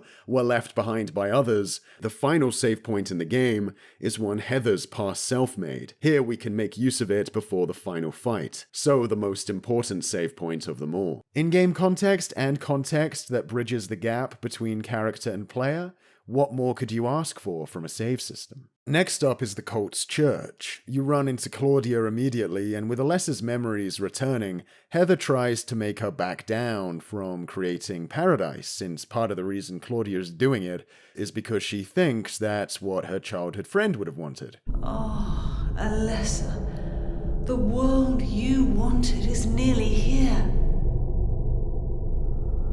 That's not what I want. There's a lot of ways you can interpret this scene. The way Heather kind of does this performance as if she's switched over to speaking as Alessa. I think Heather's trying to play up the angle that on some level she's been possessed almost by Alessa. Not you. Alessa, your true self. But I am Alessa. My little Claudia, my dear sweet sister. Oh, how I've missed you. I don't need another world. It's fine the way it is. What's interesting, of course, is that if Heather was Alessa and has Alessa's memories again, pretending to act like Alessa when she talks wouldn't be that different to actually just talking, right? I mean, it's not like she has knowledge of Alessa secondhand anymore now. On some level, Heather has Alessa's experiences in her brain, like anybody else has memories of their own past. So even if this is a performance, her pretending to be Alessa, how much of a difference is there really? I kind of like how you can read it in different ways. That said, the attempt fails. Claudia is going to soldier on anyway, her self-delusion has already hit critical. The church is the final stage, and is one of the most fascinating levels to soak in and explore and investigate. With Alessa's memories now really coming back to Heather, that's accounted for in her inner monologue. She now refers to many things that happened to Alessa in terms of things that happened to herself. Heather and Alessa become interchangeable in the inner monologue in many instances from this point onwards. The issue with the level, I find, is that the game is extremely stingy with healing items and resources at this point. Even though the level starts right after a boss, you'll have to soldier down pretty far into the level before you find any health items. If you only just scraped by the carousel fight, you're going to be struggling getting around this place to start with. And I think that's a bit too in opposition this time to how much fun it is to investigate and soak up all the rich content there is to find here. I guess you could argue you shouldn't just be walking around here chilling out, reading notes, but just how brutal this difficulty spike is, I think veers into the frustrating a bit too much. You're not just being asked to put in effort to see what this level has to offer, you're potentially being asked to suffer quite a bit, and not in a scary way. At the start of the level you can read scripture detailing the origin story for the cult's god. What stands out to me is this idea that the god liberated humanity from endless torment by giving them the ability to die, which in the context of the story of this scripture is one thing, but you could see how having death portrayed as a gift in your most core scripture could have an influence on the kind of tone set for your faith. In the next room, you can go into a confession booth and forgive a woman for her sins. Grant me just a small piece of your everlasting mercy. The confessor repents for having done something awful to a young girl as an act of revenge. The voice doesn't quite sound like anyone we know, and the story doesn't quite match any specific thing done to Alessa, or Heather, or Claudia, but the point of the scene I don't think is to communicate some deep lore about a character being torn up over their actions. My assumption has always been that this is probably a random cultist. Even in Silent Hill, where so much is connected, it is possible that unrelated stories can have meaning from just the parallels our protagonist can draw from them. Heather in all her forms has been a victimized girl at some point, and she's also on a quest for revenge of her own. What's interesting as well is that you actually get to choose whether to forgive the sinner or not. If you forgive them, you're more likely to get a special ending on a New Game Plus, where Heather goes evil. I don't think with that the game is saying forgiving is evil. I think more that Alessa / Heather specifically forgiving this cultist would be her in a sense playing the part of that saint the faith wants her and believes her to be, if she's going around letting her worshippers off the hook for horrible things. On the other hand, the option not to forgive isn't an option to condemn, simply to stay quiet. By saying nothing, she's saying it's not her place to be the judge of this situation. Why should that be asked of a teenage girl? Much like Nowhere at the end of 1, the church is already seeped in the otherworld nightmare. The layout of the space feels random and chaotic, and rooms that don't belong make an appearance from Alessa's past. You don't get doors opening to lower floors or anything like in Nowhere, but it's still an oppressive, disorienting space. The nightmare in this place of worship has reached its peak intensity.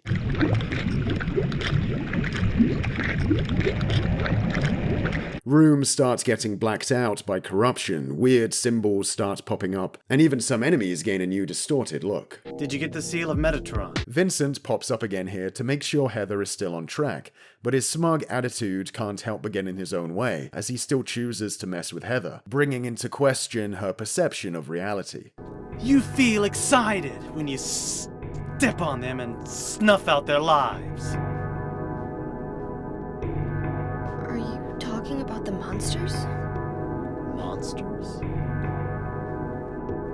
They look like monsters to you? Oh no. Don't worry. It's just a joke.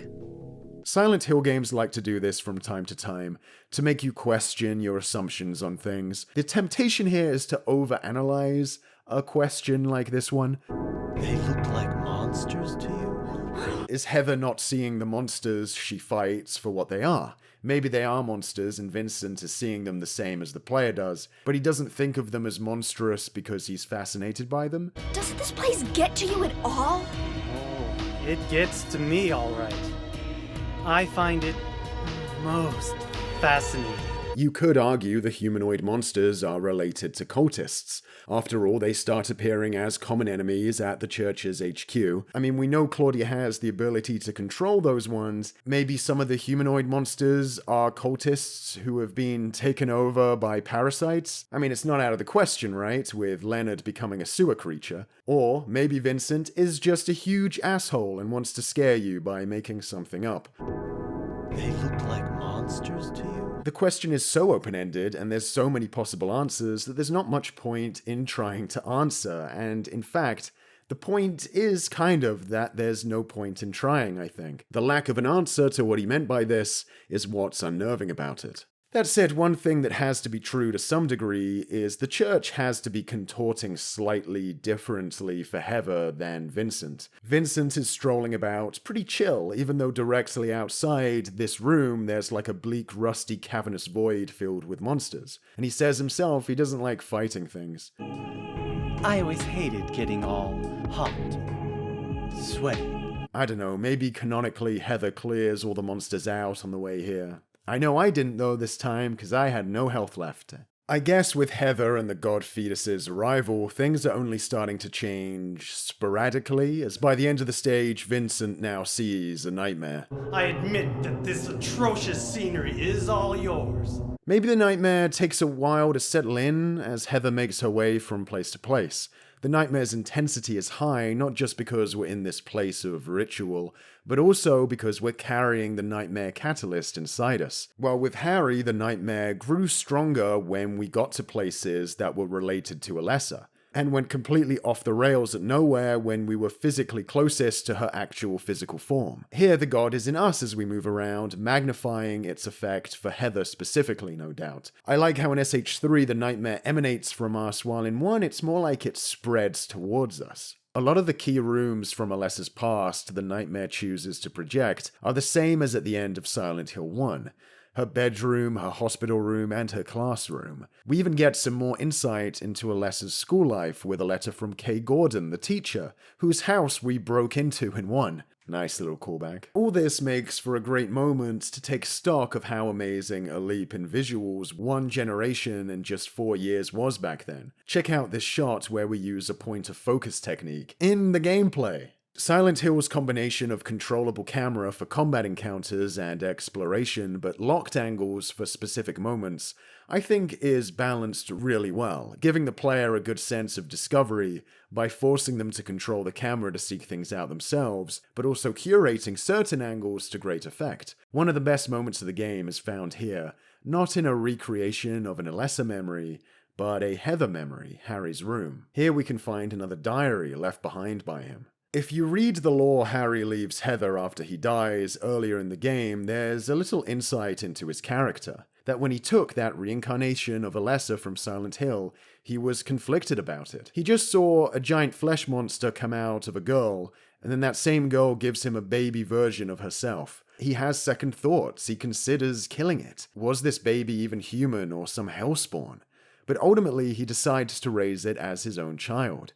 I think this adds a lot of depth to Harry. Who wouldn't have second thoughts about what this child was after going through and seeing what he did? Here at the end of the game, though, we get a continuation of this diary, where he proclaims that he's moved on and doesn't care what Heather's origin is. Alessa, Cheryl, whatever. The case is, she's his most beloved treasure. It's a sweet moment. Throughout the game, Heather has been recalling her own memories, and memories from when she was Alessa, but not much in the way of memories from her time as Cheryl. Here, though, she acknowledges that period of her life too, reminiscing about Harry's late wife, who she must have only known for a brief period when she was Cheryl.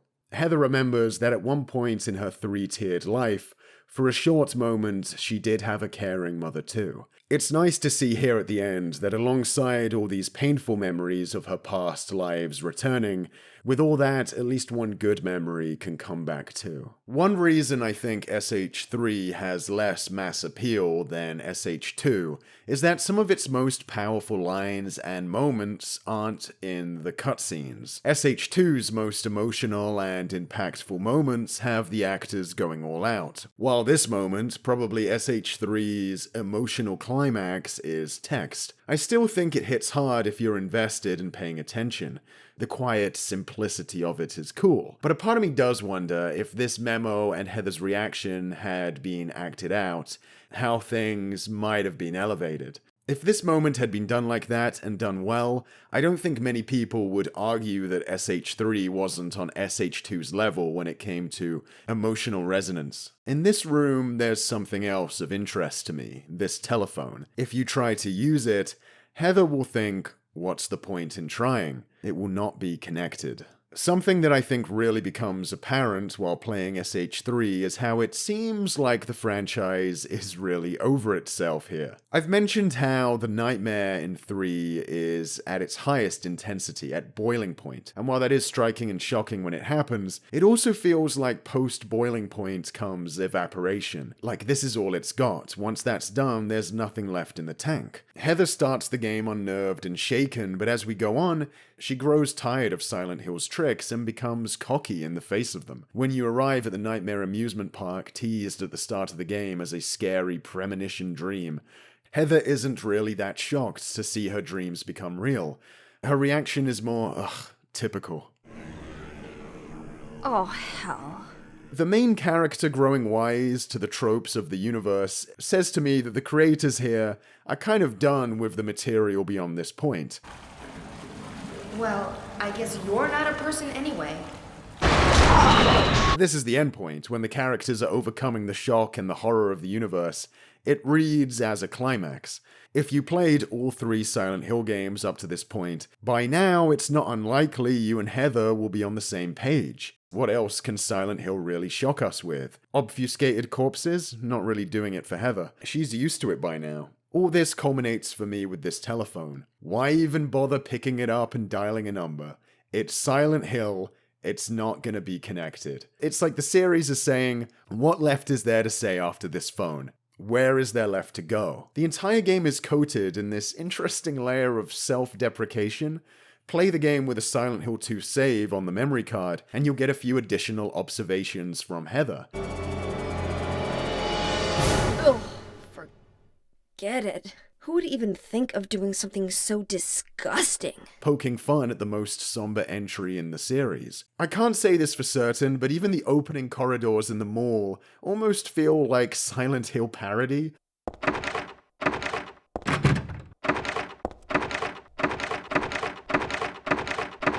setting the stage for a self-aware SH game, with the amount of locked doors down here being so ridiculous. Again, it reads like self-deprecation, like they're mocking how these games are notorious for their insane locked door counts right off the bat. It's weird to put that taste in a player's mouth without some kind of point to it. I mean, maybe this is just a realistic amount of doors for service corridors in a mall to have, but this is also a game. You can put as many doors down here as you want. You can set the opening chunk of the game wherever you want. It's very odd the game would just immediately start by going no, no, no to the player like this. If you've played the previous two titles, the moment you click through these doors to no avail, you're gonna go, oh yeah, I'm playing Silent Hill again.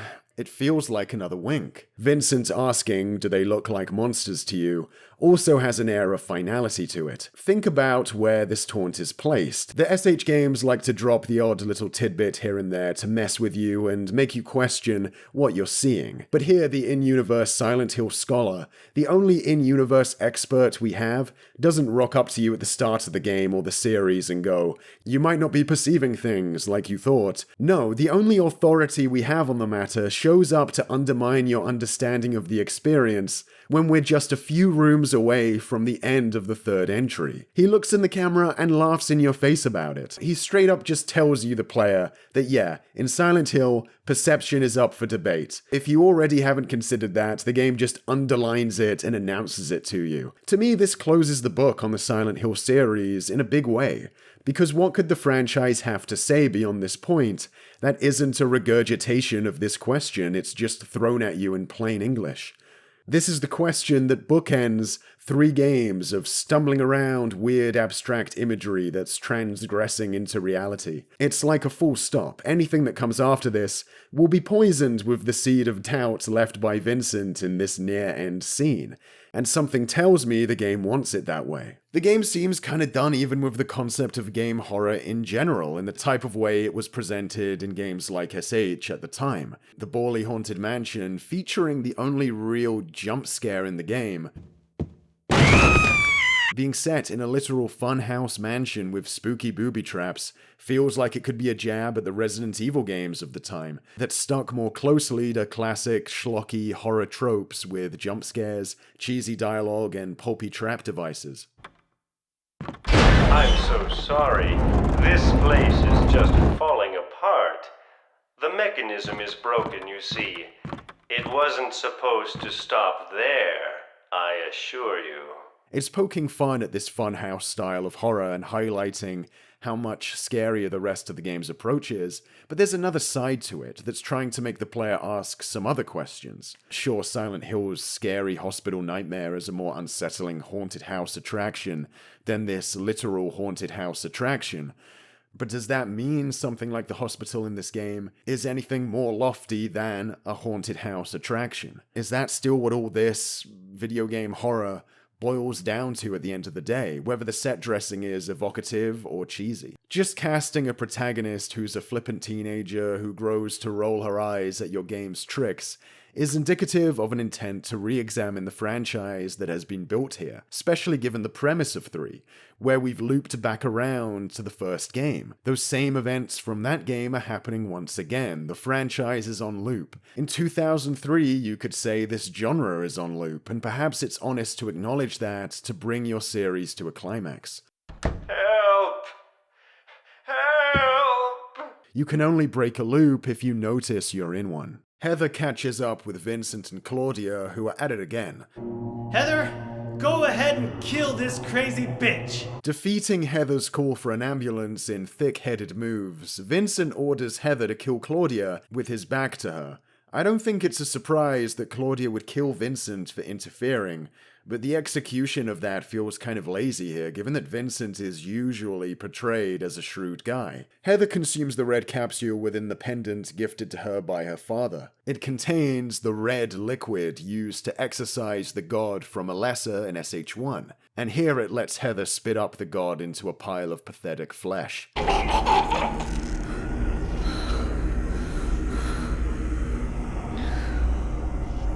This is actually a move you have to make in gameplay or risk entering a failure state. You have to go into the inventory and select the item. I suppose it's up for debate how well the game telegraphs this.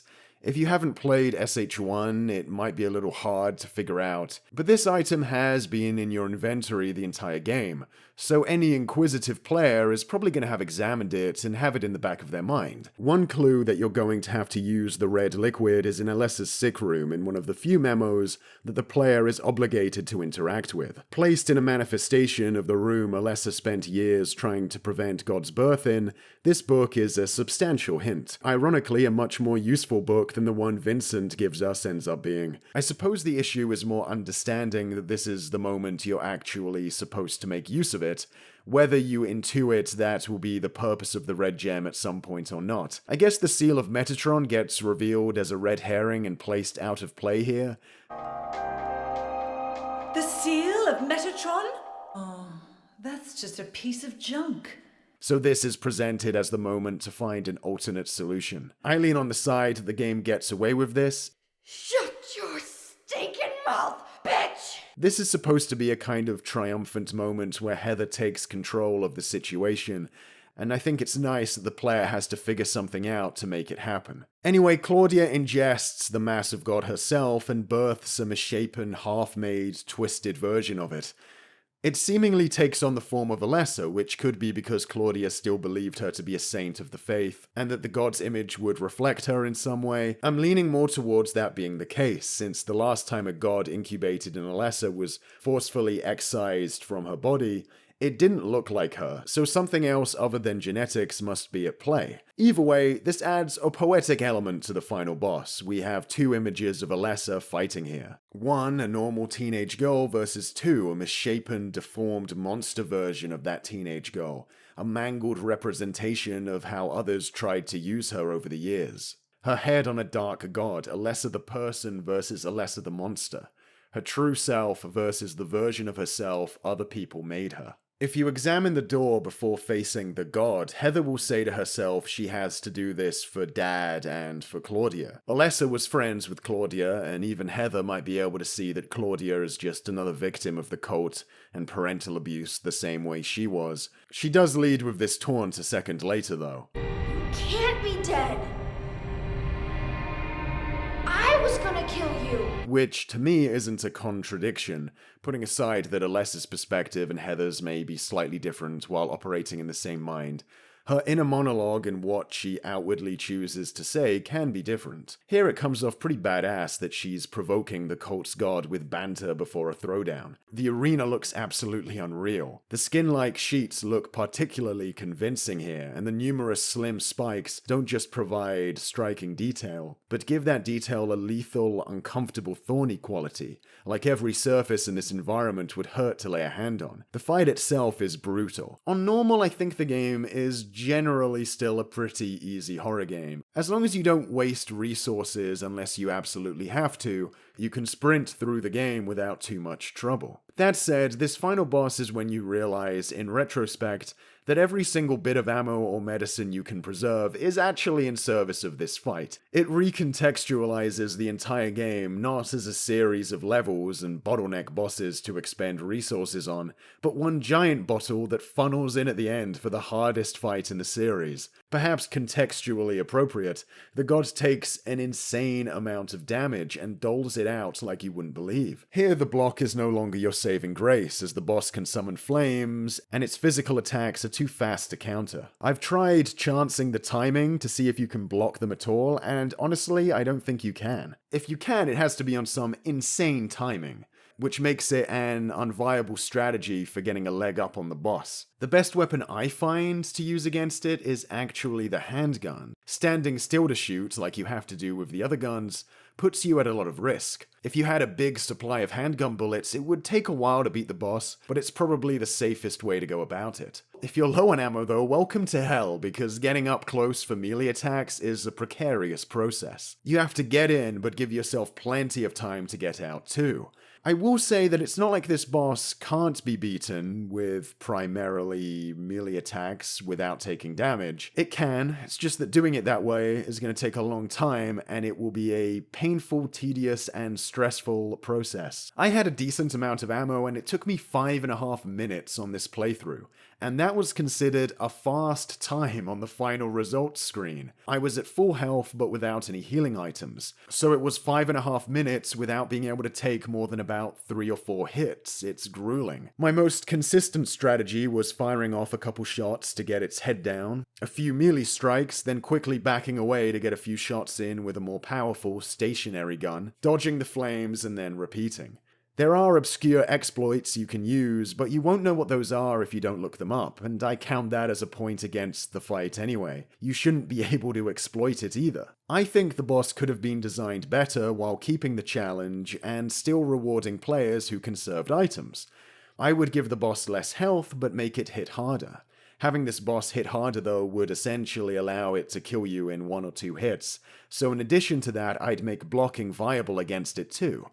That way, if you arrive with barely any resources, you're still penalized for that, but rather than having to endure 5 minutes of repetitive busywork, you maybe have to focus for an intense 2 or so minutes of careful blocking and counterattacks. The appearance of the god taking on a different form could be interpreted as a result of the various ways it's been birthed in the series, but another interpretation is that the god takes its form based on the subconscious of those carrying the god or instigating the birth, which is also likely. From that, we can extrapolate even further. Taking into account the additional lore from SH2 surrounding the supernatural past of the town, plus the nightmare being able to exist without a god being incubated, you could come to the conclusion that the existence of a god being birthed at all is the result of a projection, a sort of chicken versus egg scenario, where the god is a result of the town's nightmare power and not the other way around. A result of mass projection of subconscious from the followers of the cult, perhaps.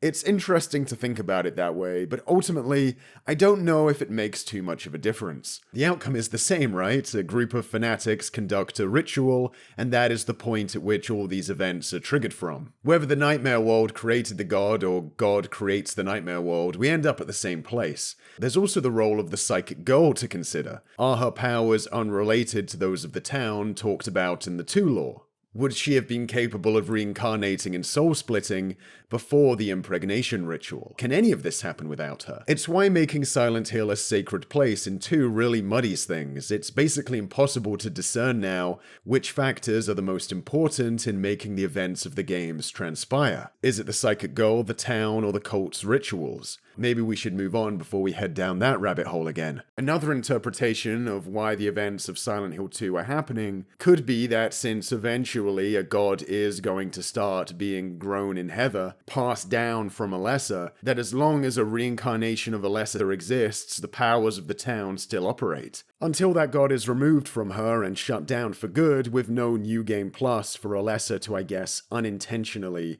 copy the impregnation into. Silent Hill just happens to be the place those powers still appear, because that's where all the rituals went down to create the god. Though there's a lot of holes you could poke in that theory too. Heather manages to kill the god and punctuates events once again in kind of a meta way. More so than the first 2 games, 3 is framed more as an adventure, albeit a twisted kind of adventure, about a girl defeating evil and fighting monsters.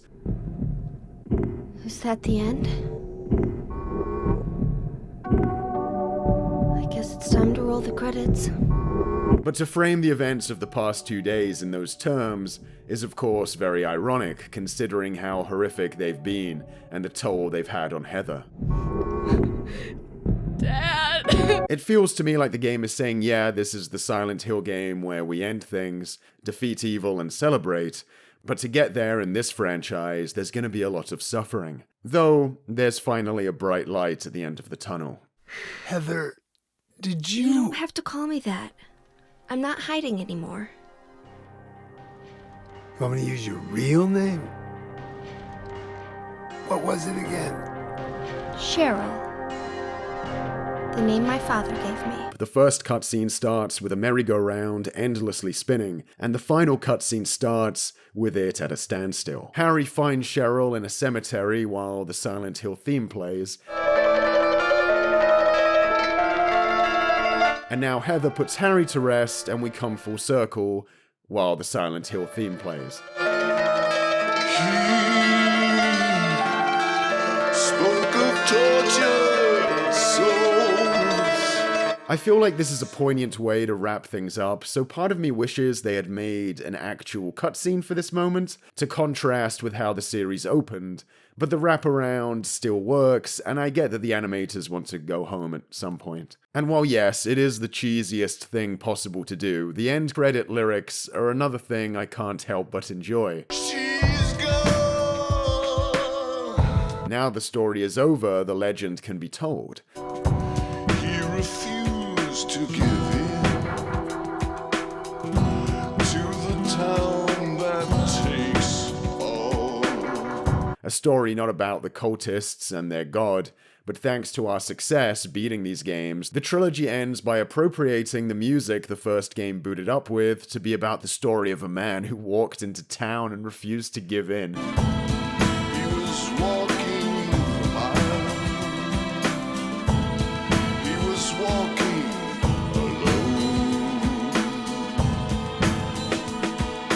It goes without saying that the opening movie's lyrics are also relevant to the plot of the game. But I'd like the song and the tone that it sets, whether it did that or not. Adding lyrics to the Silent Hill theme here at the end of the trilogy feels a lot more poignant, as they're adding depth and texture to literally the first thing we experience when we start the first game. SH3 has the least amount of endings of any SH game up to this point. On subsequent playthroughs, you can get an evil ending and a joke ending, but New Game Plus is still packed full of goodies to uncover on subsequent runs. Unlockables range from weapons to outfits to a straight-up health bar, as well as some neat little alternate events that I really like this spike trap that can't kill you on normal, but when I was playing again on hard actually did.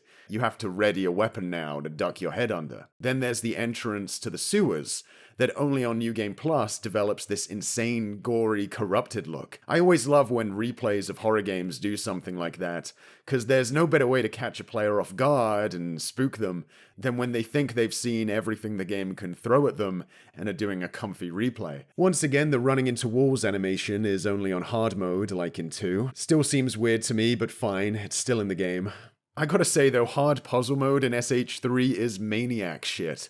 3 of the puzzles here turn into playthrough enders, especially the one in the bookstore right at the start, which requires not just intuition, but a good prior knowledge of literature too. In a way, I think that's cool that hard puzzle mode would go this hard, but the overall playthrough ends up feeling uneven. When most of the 6-hour campaign is left unchanged, but then out of the blue you're asked to solve a riddle of this complexity, it feels like being dropped into a different genre all of a sudden. I think I'd be more on board if hard puzzle mode really increased the riddle count.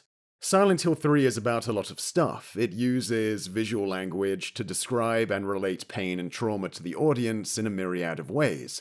You can pick it apart all day, but if you asked me what the game and the series is about, at its core, what it all boils down to, it's a pretty simple message.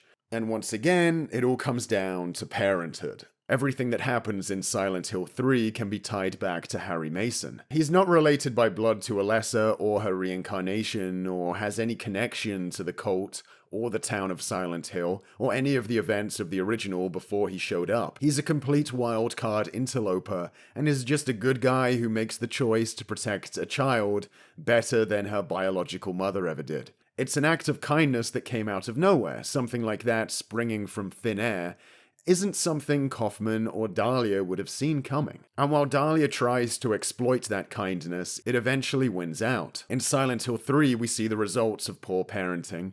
Claudia's abuse combined with her indoctrination turns her into an unstable monster. Alessa at certain points wishes to end her own life. It's the only way she sees forward after what Dahlia subjects her to. But Heather thinks differently. Why does she have hope and the fight to go on? Because a decent bloke decided to be a decent parent. When people talk up Silent Hill 2, the things they probably lead with are stuff like the monsters, the twist, Maria, the other quote-unquote sinners. Laura is probably at the bottom of that list. At first, she might even come off as slightly superfluous to the plot of the game. But in the title's best ending, James Sunderland leaves town with her. His deceased wife made a connection with this orphan in hospital and wanted to adopt her, and the game frames the best possible outcome for James as him putting aside his grief and self-pity to do something positive by raising this child, honoring his dead wife in the process. There's a very interesting emphasis placed here on how there's no inherent quality to a parent being a blood relative. In fact, I don't think in the trilogy there's a single positive example of an on-screen biological parent presented. Except arguably Douglas, who still fits the theme because he feels like he failed his biological son. If he was his biological son, still an assumption. He's trying to make up for that with Heather, both when Claudia is manipulating him and when he discovers the truth. Again, I'm attributing a lot of words to this central message, which again, for Silent Hill is a surprisingly uplifting one for such a gruesome franchise, that by being a quality parent or mentor of any kind, you can leave a positive mark on the future through simple acts of kindness, instead of twisting offspring, human or god, into something awful that makes the world worse. It says love can reverberate through time stronger than the concerted effort of something like a cult to brainwash and use those it ensnares.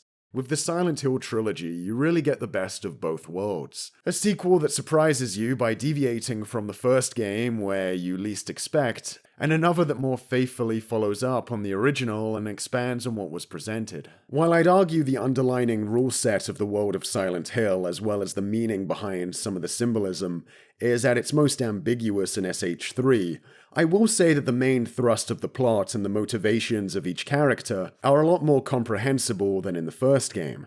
As a result, the beats of the story can be enjoyed in the moment a lot more than in the original, which perhaps went a little overboard in its ambiguity when it came to concepts like soul-splitting and the relationships between some characters being so vague. I'm also being extremely generous when I factor in the boiler memo into my reading of these games, a key piece of the puzzle in Silent Hill 1 that was left off the North American version of the game, and only appears sometimes in the PAL version. It's where we learn that it was a boiler explosion that burnt Alessa, and that it happened the same day Harry Mason found Cheryl. Basically the day of the soul split. A pretty key part of the series, which if you only played the NA versions of these titles, you didn't ever get, and I'm glad there's nothing that glaring missing since Game 1. In SH3, the PS2 allows for the imagery of the original to be brought to life in more detail, with even more complex and grotesque sights to see, but still with enough blocky abstract grit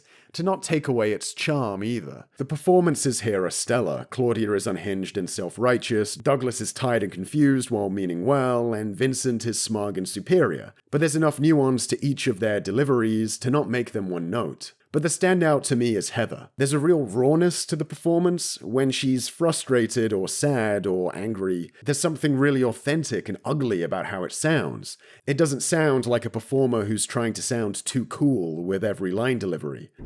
Dad! Overall, she's a really well-realized character. I like how she's headstrong, resilient, and flippant, and isn't some shrieking girl who just gets pushed around from set piece to set piece, but also that she's not some monotone teenage badass wise beyond her years who never gets stressed out under the pressure in a human way. The cult and the cast in general is offered more depth, with more layered motivations than what we saw in the first title. The themes of the original can get further explored and dissected. A game with themes focused on parenthood and childhood, like SH1, seems almost self-evidently the kind that would most benefit from a direct sequel, where we can explore the impact a previous generation had on the next. Events are repeating, but is it all destined to go the same way?